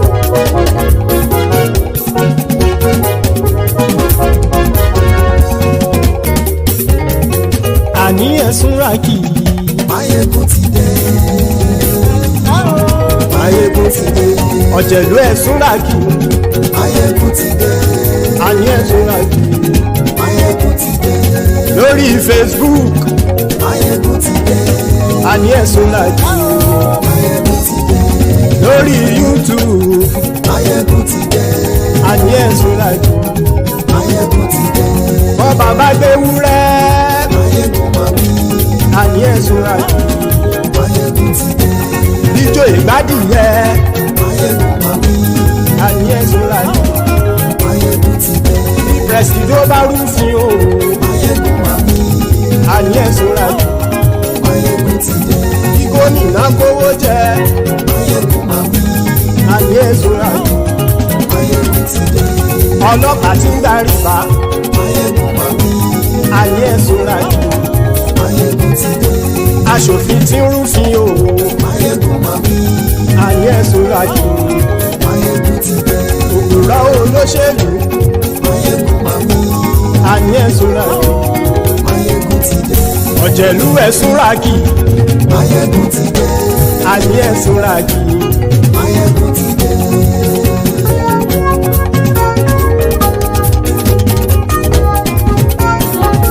Mayegun ti dé. Gbogbo ọ̀jẹ̀lú ẹ̀sùn ràkì. Mayegun ti dé. Gbogbo ọ̀jẹ̀lú ẹ̀sùn ràkì.